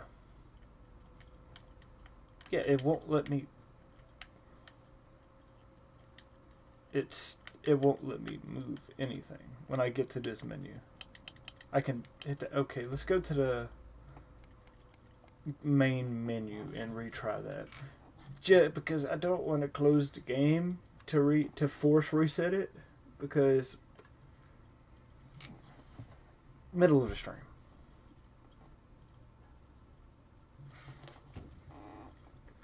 Good evening. Good evening. I'm Megan Wolf. And I'm Jeremy Dawes. Our main headlines tonight. Please don't be broken.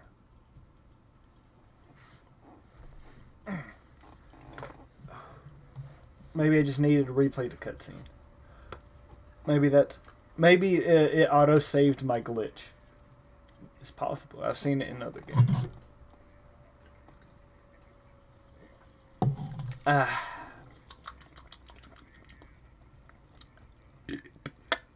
Actually, let me go ahead and see what snap you sent me while I'm in the middle of loading screen. Oh, it's coming together nicely. Hurry up. I don't like pausing. There we go. Tonight, Alex, and we need your help. Throughout this broadcast, we're going to ask you to do things that will directly help with this mass protest. I'll be talking to you regularly tonight, and I'll also be hacking you when I can. Please help get our message out. We're on the verge, Alex. You've always been fair and balanced in your approach to us. With your help, we can tip the balance in our favor. If you play our tape at the second break, that's when we think it will have the most impact. Joy of privilege. Now, actually. Because I don't want to go on a date with your cousin, Colin. I'll hook and bait them. Or hook and switch. Or once you get past the bait and teeth. switch. Bait and switch. There it I'm is. perfectly capable of messing up my own love life. Sorry about that. David wouldn't get off the phone. Oh, it's David's thing. For Christ's sake, Colin, stay out of it. I can help you. I'm an expert at romance. Ask my ex-wives. That's like saying I'm not a hoe, but I've had more anniversaries. I've had more weddings than anniversaries. Going in 5, 4, 3. Good evening. This is the National Nightly News, broadcasting across the territories. My name is Megan Wolf. Our top stories tonight. Ashes to ashes. It's been 40 days since Disrupt conducted attacks across the territories. The coordinated action, dubbed the Night of Fire by commentators, was seen as an attempt to subvert the supply chain. Actually, I'm curious what this one is. After a roadside IED toppled the convoy, prisoners, including Portia Hamilton-Mann, the daughter of the former Prime Minister, were freed and have subsequently vanished. The escapees are presumed to have fled the territories. Here at Channel 1, we say good riddance to bad rubbish. Food, glorious food. With the last of the menu centres opening in territories 5, 8 and 14 today, Advance confirmed... But now I gotta wonder what would happen if I played the tape differently. ...food for every citizen of the new future. What started as rationing during the 20-week war has blossomed into a social contract that is the envy of the unawakened world. Jack Tractorpants, spokesman for the menu centres, said today that while they can guarantee the contents of every box is nutritious, the actual quality of the meals you cook depends on whether you have a touch of Chef Jordan Rankley or the culinary skills of a professional footballer. If I were a rich man, problems in territories Of a 11, rich man. 17 and 22 today as striking bosses attempted to undermine their new economies. With seemingly no awareness of irony, the former CEOs and MDs have come together to form the Wealth Creators Union, with demands including a return to 150% bonuses, private jets and mandatory grovelling zones. Advance had been quick to respond, saying if they would rather quit their cushy jobs to become nurses or teachers, they'll earn significantly more than they used to pay their own workforce. Thus far, no one has taken up the challenge. Some fun now. Signs of ever more resistance to Advance's radical policies today, as popular resistance movement Disrupt extended their reach further across the territories. The organisation's emblem appeared in every major city across the territories last night in a well-coordinated publicity stunt, which has seen them dominate the headlines. So that's supposed to be a About the fist? impressive display earlier today, Disrupt spokesperson Alan James Or- said that the movement was reaching what he described as a critical mass. A poor choice of Wait, that'd be words the given its pinky and thumb? and 3 stories we've So- been obsessing over reached their conclusions today. Spits me Or- like it's Christmas, with the overwhelming success of Responsibility welcoming a new age of free love. Svenland-style orgy houses have been springing up throughout the territories. What? Newest among them is the Fellatio Nelson, which, like so many of its competitors, is run by an entirely female management team and promises, amongst other delights, a hearty kiss for your one-eyed admiral. Looks like Sophia Remington's time at the top has reached a long, deep, satisfying climax. Hilarious. Caves up. A worrying image has emerged depicting the captain charged with the rescue of the stranded scientists in Dante's Taint. After many months of radio silence from the substandard skipper, it was feared all hope was lost. And it seems like hope wasn't the only thing, as Archibald Viator III has reportedly arrived. Did at I the choose wrong him cave for that? altogether. Did that change As all hopes reality? of a safe return for David and Ingrid's team are abandoned, questions have to be asked. Questions like, who gave him his license? Where did he get that mistake? Because I could have picked the other picture with a Clean different sheet. person. After the cheeky wedding that had the whole territory talking, everyone's favourite nudists, Johnny Hansleeves and Tiffany Lamore, have launched an informative guide to lovemaking called The Wonder of Coitus. The Edurotic Handbook is the newest product in the body Edurotic. positivity range that includes a graphic novel about foreplay called Give It a Minute and their #1 single, Peace Anthem for Jilted Butt Plugs. All that, plus we'll be taking a trip to Langley Parks for the notice board, as well as getting a sneak peek at the hottest ticket in town. That's all coming up on tonight's National Nightly News.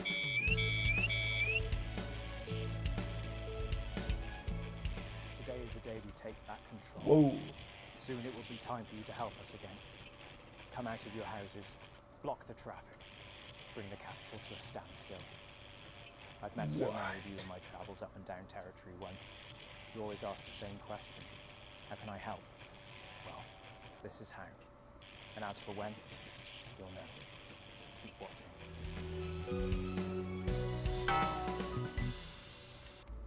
I just realized what they're doing. They're literally taking the worst ideas, theories, and ideologies of both political sides and taking the absolute worst, cringe, and insane and displaying both. Because the government's taken over and they're also about to storm cap. That's wild. They just picked the both sides. That is so fascinating that more people don't know about this game. Because yes, it started out jokey and all that, and it still is. That's the point. Fuck. This is some shit I was not expecting. Because when I bought this game, I thought I was just going to be controlling, like... This game has blown away all expectations. I pretty much got this game damn near for free because of a gift card I was gifted to for Christmas that I had saved. So I only had to pay like 30 cents for the game in grand total. I would have paid full price if I would have known about this game. Like, if I would have known something about this game, I would not have mind paying full price out of pocket. Because not only was it funny, and it has a very challenging gameplay, and I'm on normal. I'm on the like I think there was 5 difficulties. I picked the middle option, and it's tricky, but it's also fun, and it feels rewarding when you do something right. This is a damn near like a 10 out of 10. Would recommend to just about anybody who would enjoy, you know, a nice challenge with a fun story that got really fucking dark, really fucking quick. Like last episode, we was laughing because a nudist got his penis shot off after he was a incest baby. This episode, we've seen someone off themselves on the news after going through shit in a breakup, and our daughter got nuked along with 3 other countries because we was in war, nuking their own prisoners of war alongside them. And now we have the only other option, a group of rioters. And the only reason I'm picking them over the government is because at least it's my choice that I get to make. Fuck, this is a good ass fucking game. But first, 500 days after the loss of a fine leader to the great man, the start of tonight's program is dedicated to remembering and celebrating the life He died? of Peter Clement. Patrick Bannon is live from Parliament Park, where Julia Salisbury will be breaking ground on what will soon be a memorial garden in Peter's honour. Patrick. Listening to that old bitch lying through her teeth about missing that poor bastard. Patrick. I don't know what I'm going to do. We're live. Because I'm not being funny. Things were better with Peter, weren't they? Patrick. They were, and I don't mind saying it. They were, because he held her back. But now there's no stopping her. Hello, Patrick. We're Of live. course, can't say that, can I, Francis? No, not with public ownership. No, with public ownership, you can't say anything these days. She's lost it, mate. She's completely off the rocker.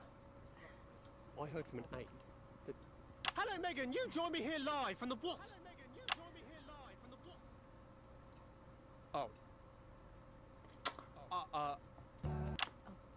Seems like we've lost some signal there for a moment. Well, we will be going live to that groundbreaking ceremony just as soon as we can get Patrick back. Meanwhile, let me just say, I think the memorial gardens are going to be gorgeous. I've had a sneak peek at the designs, and Alana Marsh has done a fabulous job.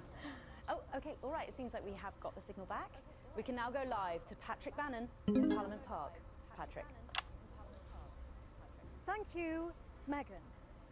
I'm Patrick Bannon, and we are indeed live here. Apologies for the technical difficulties there, but any moment now, Julie Salisbury will step out on stage behind me. Alex, Bozeman here. The boys in editing have just informed me that the eulogy footage isn't fully cut together yet. You're going to have to do it on the fly. For goodness sake, make sure you make it look good. Slowly gathering since this afternoon. This is Alan. You can undermine them here and help us win hearts and minds. Make him look bad, Alex. Really bad. And it seems like I'll the ceremony is perceive him as I perceived him. Minister Julia Salisbury, the picture of elegance, to begin her caress. Good evening. This shit is getting heavy quick. 500 days ago, all of our lives changed irrevocably. Still reeling from the triumphs and tribulations of Liberation Night, another great loss befell the people of these newly united territories. The loss of a leader, a statesman, a dear friend, and a hero. Peter Gordon Clement. Peter's death at the age of just 62, of course, announced by the team on the 24th of December, just 6 weeks after Liberation Night. Born to a working-class family on a housing estate in Rotherham, Peter first trained as a carpenter before getting his start on television. First moving and building scenery, and then developing into the personality that we all knew and loved so much. Just the Job first hit our screens over 25 years ago, running for 11 series, winning multiple awards, and charming audiences up and down the country. Peter taught us, all of us, not to be content with the way things are, not to accept inequities, no matter how small. Was that a He J? also taught us what it took to fight them. Courage, integrity, empathy, and hard bloody graft. Across a career spanning 3 decades, Peter Clement was known for shows including Wake Up, It's Saturday, and much later, late-night chat show PT, which at its peak drew millions of viewers. Peter was by no means a saint. Trust me, he once told me he had more regrets than he'd had stolen dinners.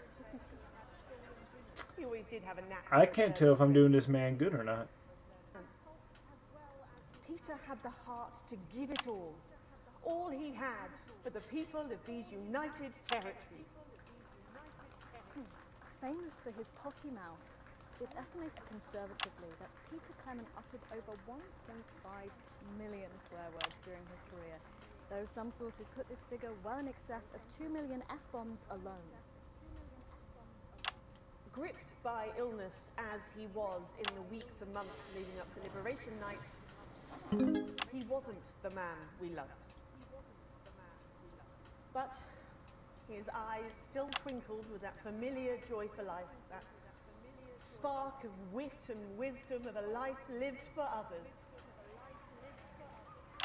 Prime Minister Clement, of course, died from apparent liver failure after suffering from the long-term effects of alcohol abuse.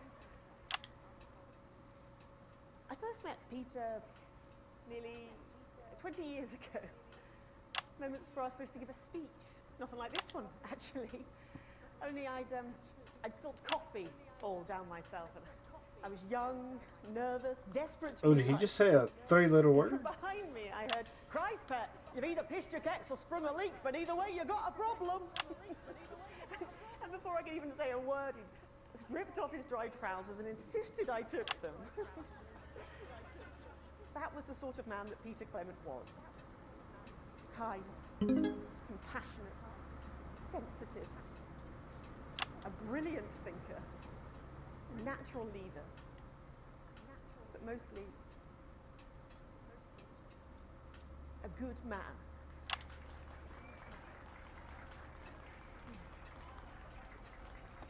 I'm gonna be honest, I don't have an ounce of clue how I did. Glorious nation of ours, so beautiful and new.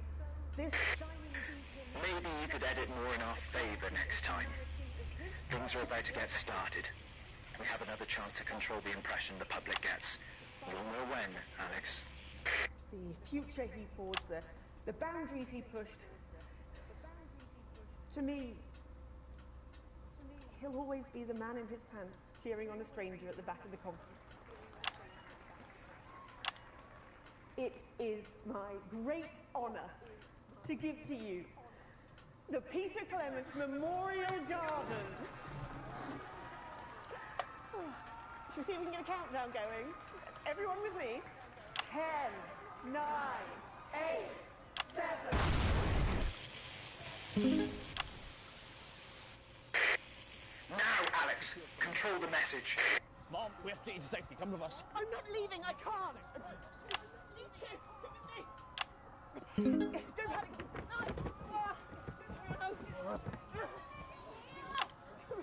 You're gonna be okay. You're gonna be okay. Just okay. You two, stay with him. Mom, we have to stay by your side. I am the Prime Minister, and if I give you an order, you will damn well... National Night News. We have the right to be here. I said turn the fucking camera off! Who the fuck are you? Oh, I can't hear you. I've got you. Just stay with me. I'm from National Nightly News. Well, will you consider this payback? Still here. We're going to request authorization. Send it back. You are guilty of the murder of more than 10 million people. Justice demands a response. Haven't you done enough? Look around you. Fucking This is time. what your precious freedom looks like, is it? God, no. To the streets, the time has come. Stop violence, break windows, draw them out. They can't stop us all. Resist, distract. Lower your weapons. Mom? Lower your weapons now. Scientific authorization was granted. None. It was unnecessary. Can't you see? Will you turn that off, please, sir? I said, please turn that off. Shocking scenes from the capital there, exclusively on the news. You've just seen them execute unarmed civilians. People like you and me. So why are you watching this? Why are you not in the streets with us tonight?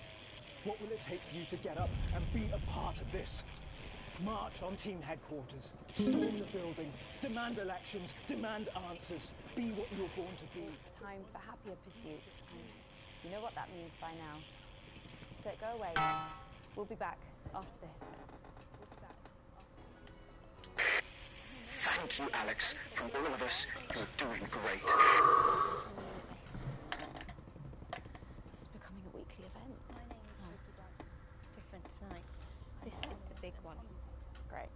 So there's a revolution happening outside, and we're off to dandy fucking parks. That's journalism, apparently. We get set for the next sequence. I'm here tonight to say I'm sorry and to beg for your forgiveness. My parents are not rich. My mother was a nurse and my father worked in a factory.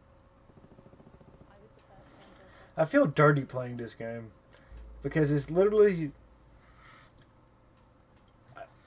a communist government that is leading people to famine and is executing people for speaking and is nuking. But also that flag kind of reminds me of some Taliban shit, not gonna lie. So it's, I feel fucked either way. I'm just picking the team that didn't kill my family. Both sides are fucked. Who fucked me first? They fucked me first. When advance came to power, I didn't think about the damage they would do. I acted selfishly. Did I play this in the right segment? I didn't see how backwards advance were. I didn't understand that rather than tearing down the wealth creators, we should have been helping everyone else to take a seat at their table. Under advance, the country is poor. It is poorer in ambition. It is poorer in aspiration. We are infantilized by advance's naive policies. Policies born from absurd. Alex, during this next section, a cameraman working in the newsroom who's one of us is going to get a coded location out. We don't know yet which camera he's on, but if we find out, I'll let you know. Okay, Just this keep your shit. eyes out for the fist and try and keep it on the air for at least 5 seconds. Our operatives will do the rest. You asking a lot? For me? Artist Craig? No. What? No. 10 seconds, everybody. Sorry, Craig. It's a no. Okay, we are going in 5, 4, 3. Welcome back to the National Nightly News with me, Megan Wolf. Very shortly, we'll be heading on over to the final episode of what has quickly become a hugely successful feature, The Notice Board. But before we do, let's chat with Philippa Radin. Tell me, why do you think the public love The Notice Board so much? Okay, I've been thinking of an analogy for the situation they've put me in. So the government's took over. We're poor and famished, and you're executing people who have public speech rights and freedom of speech rights. They've nuked 4 countries, including within their own knowledge. They nuked their own people that was POWs. Now this other group are, trying to fight for peace the wrong way. Instead of violence and outburst, maybe we should have watched who we got elected in and shit. You know what I'm saying? Like, they're just as bad killing, the advanced people, the advances people, because, they too were just trying to earn a paycheck and was just in that position. They might not have even believed in advance, but they're dead. So it's like the old trick that people used to get people with. Would you rather be a pedo or would you rather be a racist? Everyone would rather be racist than mess up some kids, right? feels like that option. But either way, you're fucked up. Because I am getting people who just have jobs murdered if I go with the Defiant or whatever the group's called. I'm also fucked up if I keep helping the people who nuked my kid. Let me know, who would you go for at this point? The government or the resistance? In the comment section. And this is just in game. All of this is just in game. So calm down, YouTube bot. It's real. There, I said it. It connects with people. You know, people look at us and they say those are real people struggling with real problems. That's a really interesting point. Yeah, I mean, I was saying to my PA secretary as I got out the limo, I was saying, it's good for people to see normal, authentic people like them on TV. People like you. Yeah, precisely. Unfortunately, then I was interrupted by some dreadful wretch who wanted an autograph, but a swift kicking from security soon put him back in line. Yes, well, I think it's really good that our screens are filled with such relatable stories. So, the notice board is coming to an end after a sensational time at the top. What do you think has made this show so successful? It's a combination of so many things. My hard work. I was supposed to be looking for the fist. Ooh. My look. Wow, you really have a lot to thank you for. Hey. You're welcome. We've just heard our man's on camera fall. I have a real sense of responsibility now. You know, a One, sense I've been entrusted two, with. Get back to the interview, Alex. And that I should use 4, that platform for good. 5. I think that's really important, that we should use this platform to do good in the world. I agree. That's exactly it. So I've decided to help as many. Excellent work, Alex. That's the location shared. Next, you'll need to give them the go. Better access to education, or reducing child poverty. Oh, no, by adopting as many as I can get my hands on. Oh, okay. How many children have you adopted? Oh, we're well into the double figures now, Megan. I stopped counting in the late 30s. What? Yes, that is a lot of children. Yeah, once we finish putting them into the guest room, I'll have to put a futon in the laundry cupboard. Oh, you really are some sort of hero. Hey, I live a privileged life. What can I say? I mean, any child I can take on is a child rescued from suffering. Oh, children. Were their lives really that bad before? Oh, they're Northerns, I presume so. Okay. Yeah, it's shocking to think, actually, that only 1 in 10,000 children have a celebrity parent. I'd never thought of it that way. And I'm doing everything I can to fix those numbers. What do you think it is about your life that's so desirable, then? Well, it's mainly shame and panic interspersed with expensive bottled water, so actually, if anyone wants to, I'd happily trade. Now that I can relate to. Right, we better go off and get ready. That was Philippa Radin sharing some thoughts about her lifestyle.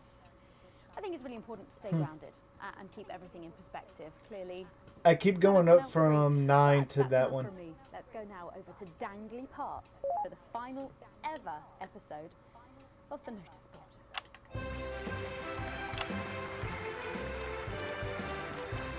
Oh yeah, I gotta do this shit now.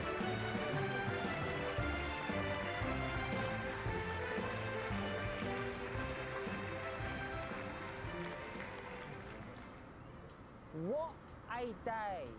First the team. Doing my job. Oh! By St. Barnabas, what on earth is all this? Freeze, dirtbag! Oh, Laura, it's you. I thought for a moment you were a knife-wielding mugger or stabber. No, I'm afraid not. It's just me, a community cohesion officer, responsible for keeping crime at record lows. Of course. Keep forgetting that thanks to you and your colleagues, violence on our streets is a thing of the past. What's all this, Vicar? I know! It's a disgrace. It's time for the go code. Give us 3 boos in a row, Alex. That will start the pincer movement. We might just pull this off. Push forwards! 3 boos, Alex. Careful, Vicar. It looks heavy. Oh, shit. They don't call me the Right Reverend. Ripped for no reason. Yes! It's no good. It looks like all those crucifix classes were a waste of time. That one was just bad anyway. You, a young CCO, would be able to 2 for 2. Fantastic. I'm glad he said that, because I sure as hell was about to go back to my normal job. Looks like all those lifting classes were a waste of time. It's too heavy, even for me. A strong... You did it, Alex. We're good to go. Charge! To lift this... Did someone call for the best firefighter in town? Hi-ya! Well done, Captain Evans. You're so much stronger than us. Especially me, the weak old man. It's the least I could do for my community.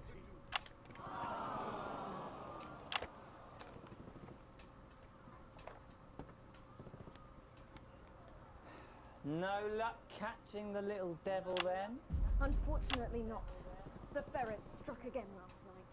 When Ray opened the post office this morning, he found that every single stamp had been pre-licked. My God! Some people have no decency. Sadly, if we don't catch him before tomorrow, we may have to cancel the village fete. Don't worry, we won't let that happen. Will we, Vicar? No, no, no. Laura, tell me, why do they call him the ferret? Some say it's because of his sneaky nature. Not the But really sneakies. it's because whenever he strikes, he always leaves behind the foul stench of urine. Never fear, officer. We'll catch this pissy nuisance and save the village fate. Or my name's not Captain Danger Evans. The community cohesion team are doing their best, but they simply don't have the smarts to solve this mystery. But I know someone who does. Someone who's about to blow this thing wide open. Me! Blackout!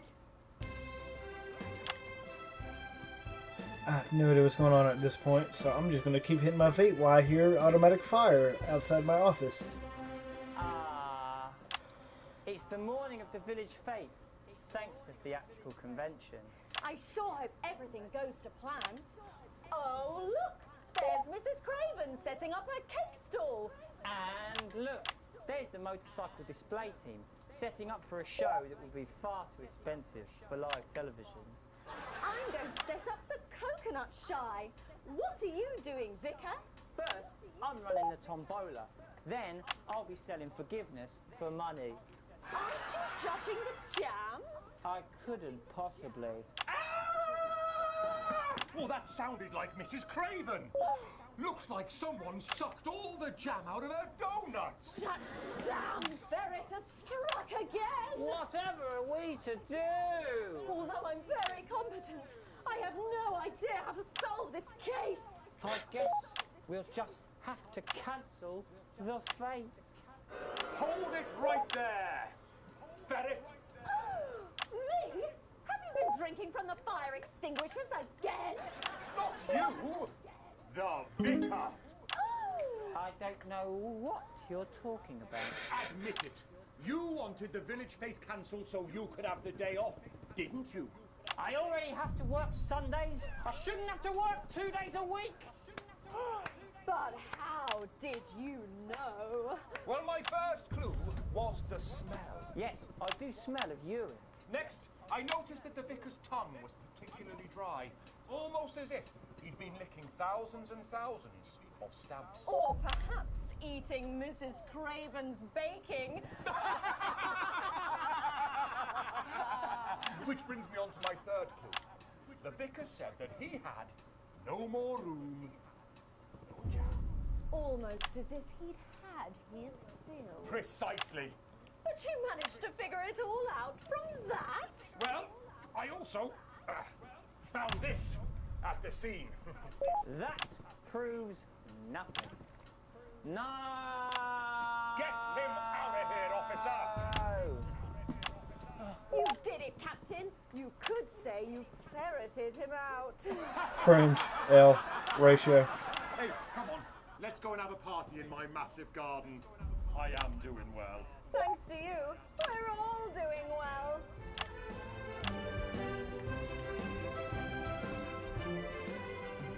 Well, that was it. The final ever episode of the Notice Board. And what a way to end it. Thank you as always to Jeff, Philippa and Tommy. After the break, we'll be both dancing and learning. So don't change that channel. We'll be back. So that Monday. That's the ads. Oh yeah, it is. I don't have to worry about editing early. What a after party at my place, eh? I forgot to do the ad. Hey, I've got a new grill out. This was the break we were hoping you'd play our tape. It would have had the most impact here, but we know you played it earlier, and we appreciate the effort.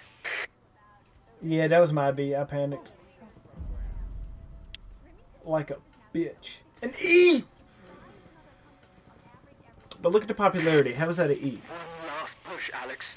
Alright, fuck the ratings. Fuck this One shit. of the guests in the last section is working with us. You'll be asked to censor on our behalf. If you do it right, the final orders will be given. You'll get 3 chances.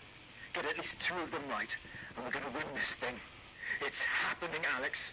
Tonight we take it back. Am I censoring him for Morse code? Please, Sarah, anything. Sorry, Mum, I'm not supposed to say. Are we safe? Hi, I'm Maddie. Jenny just said to ask if we need any touch-up. Did she? That's my shade, is it? Yeah. This is my shade?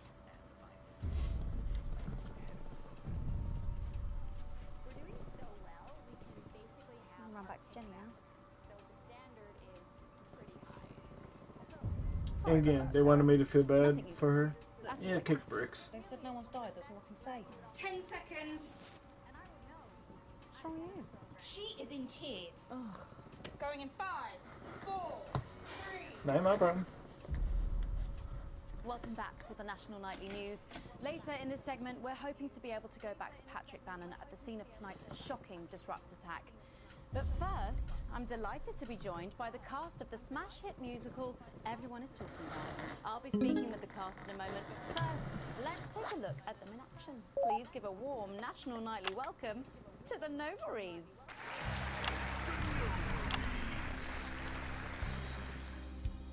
Hello? Doctor? Rick Toppin? I see. Thank you for letting me know. I have a decent life. I'm a happy, loving wife. And my job is well paid and fulfilling.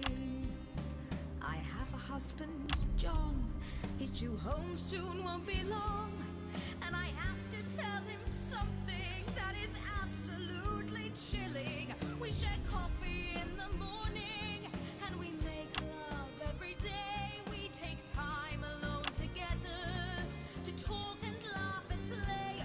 We prioritize our needs. We do charitable deeds. But the flowers of a happy life are now beset by weeds. I'm home.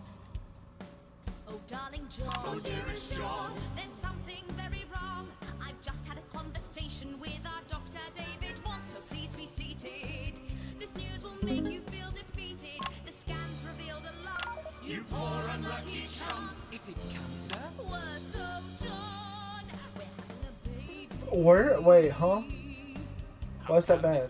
Oh, woe is me. Why has this happened to me? I always wear 2 condoms for the maximum of safety. You don't do that, you dick. We built a peaceful habitat. Now our lives are fucked. We're having a baby. Now you can't have any wine at book club. And there won't be any time for foot rubs.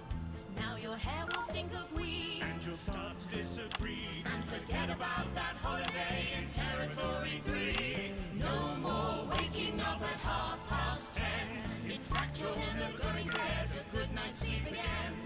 No more snap decisions to go on to a club. You'll be lucky if you even make it out to the pub. Why can't we be more like our gay and lesbian chums? The only boo they have to deal with comes from personal bums. Now when I take a sick day at home, The parasite won't leave you alone. how he's grown. We're on top.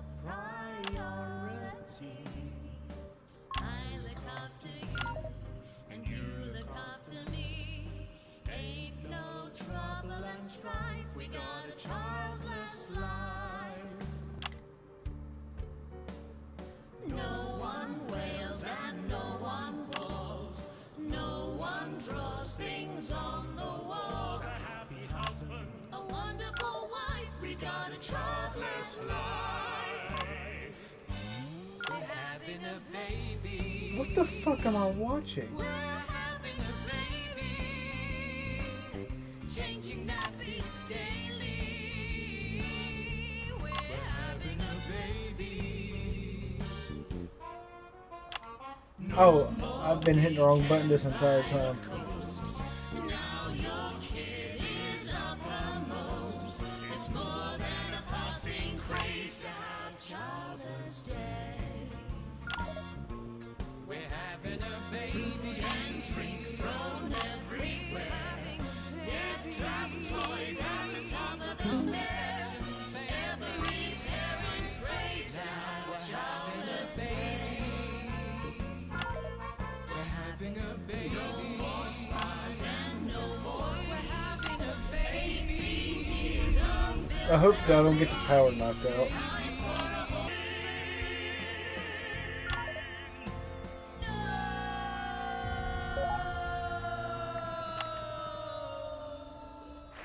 I wanted to do that because that song sucked dick. Amazing. The Novaries there, treating us to their opening number from Elegy for a Childless Life, which is currently the hottest ticket in the Capital Theatre District, and will be touring the territories later this year.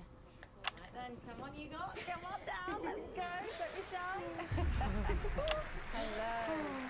Hi Megan. Hi. It's an honour to be here. Oh really, are you fans of the show? Yeah, it used to be. Well, listen, let's get stuck in.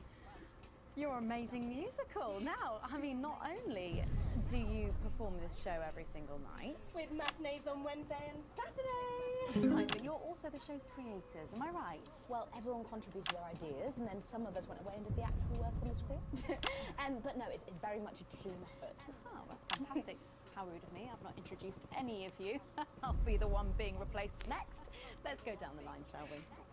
Hi, I'm Jack. Jim Blunt. Pleasure to be here. Jennifer Borum Woodley. Hello, I'm John Sapley. Used to be in the business professionally. My name's Jill, with a J. And I'm Janet. I'm the youngest. That's incredible. And you were all friends previously. I mean, what a coincidence, right? with your names beginning with a J. Oh my goodness, guys! Our names all begin with J. Oh, it's one of these. Because you haven't typed them out 1,000 times, maybe? You knew? Why didn't you say anything? I thought we all knew. It's bloody obvious, isn't it? I just thought we were doing a funny thing where we never mentioned it. And I believe as well as being friends, you're also couples. In real life as well as in the show. Well, God, not exactly. I'm not married to him. I'm with Janet. And I'm with John, you lucky bean. Jim and I are married. 4 fabulous years. Well, that must make for some confusion in the rehearsal room. Well, you should have seen the first draft. Jen decided that Jack would play Jim, I would play Jack. Jen, Janet. Jill, Jen. Janet, Jill.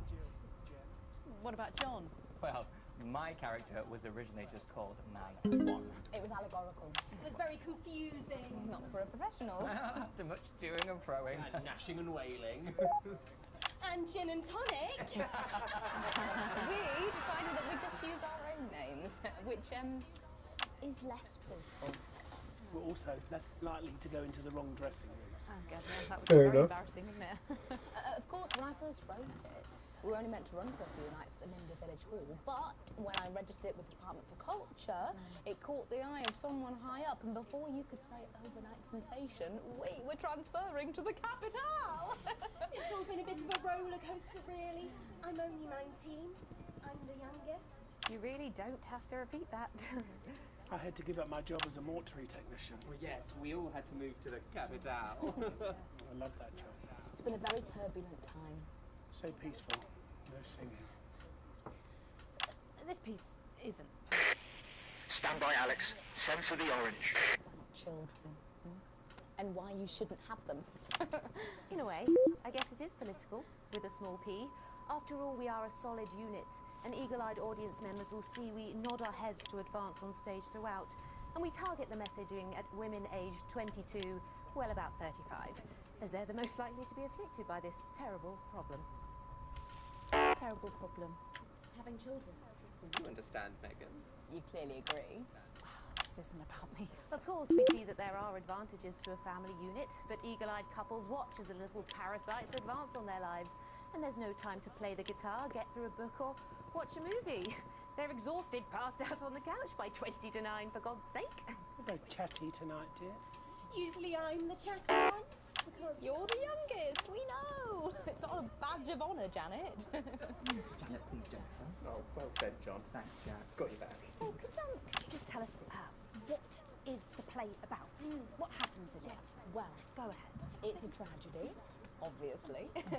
Jennifer, myself, and John have their child, and then the story charts the downfall of their hopes and dreams.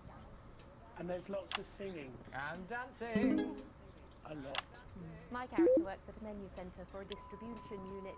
Eagle-eyed, she sees her friend's rapid advance to a pit of despair. Becoming a target for children's TV advertising at the age of 22, she decides to take drastic action. I can't really say more, though. I probably said too much already. Let's not spoil the second act for anyone who might come to see it. Which should be all of you. For too long, we've been told that a life without children is somehow incomplete, that children are a blessing. Because they are. Well, I've done research and they're not. Besides, there's already loads of bastards running around all over the place, so... We just want people to have the option of a happy, child-free life without stigma. You know, when I was 14, before I had come out, I had an experience with a girl called Julia Jacobs.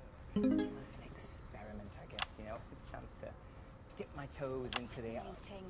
Well, thank you so much for coming in tonight. I really hope you keep them dancing in the aisles for many performances to come. The Noble Side. And I am pleased to say we can now go back to Patrick Bannon to get the latest from the scene of tonight's horrific events. Patrick, are you okay? Thank you, Megan.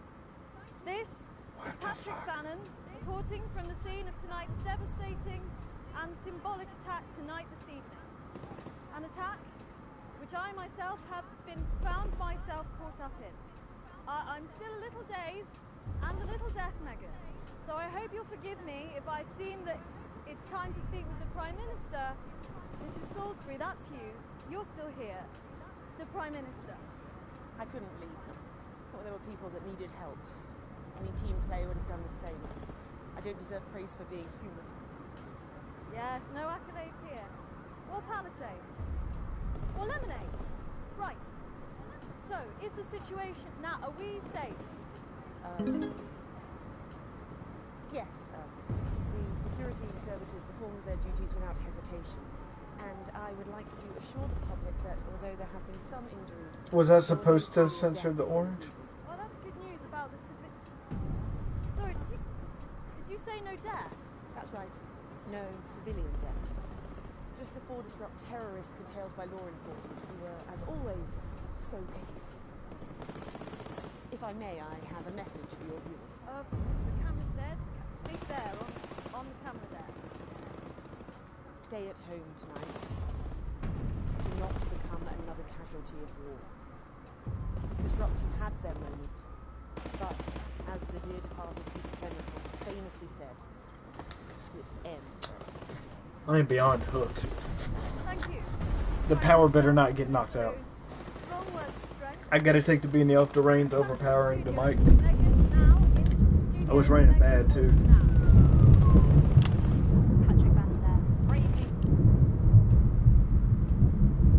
Okay, we might need to save this for... Okay, let's sit for a second and see if the rain knocks anything out.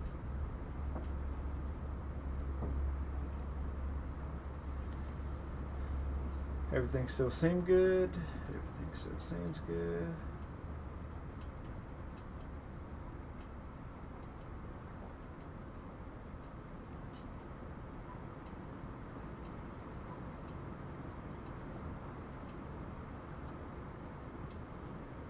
Okay, we're going to try to forward on. Reporting from the front line of tonight's horrifying bombing. Maybe you need to get checked out, Patrick. That brings us to the end of tonight's news, but before we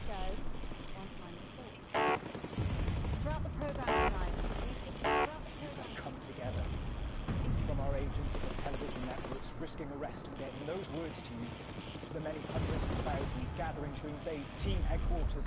As I speak, we are turning the tide, and it is time for change.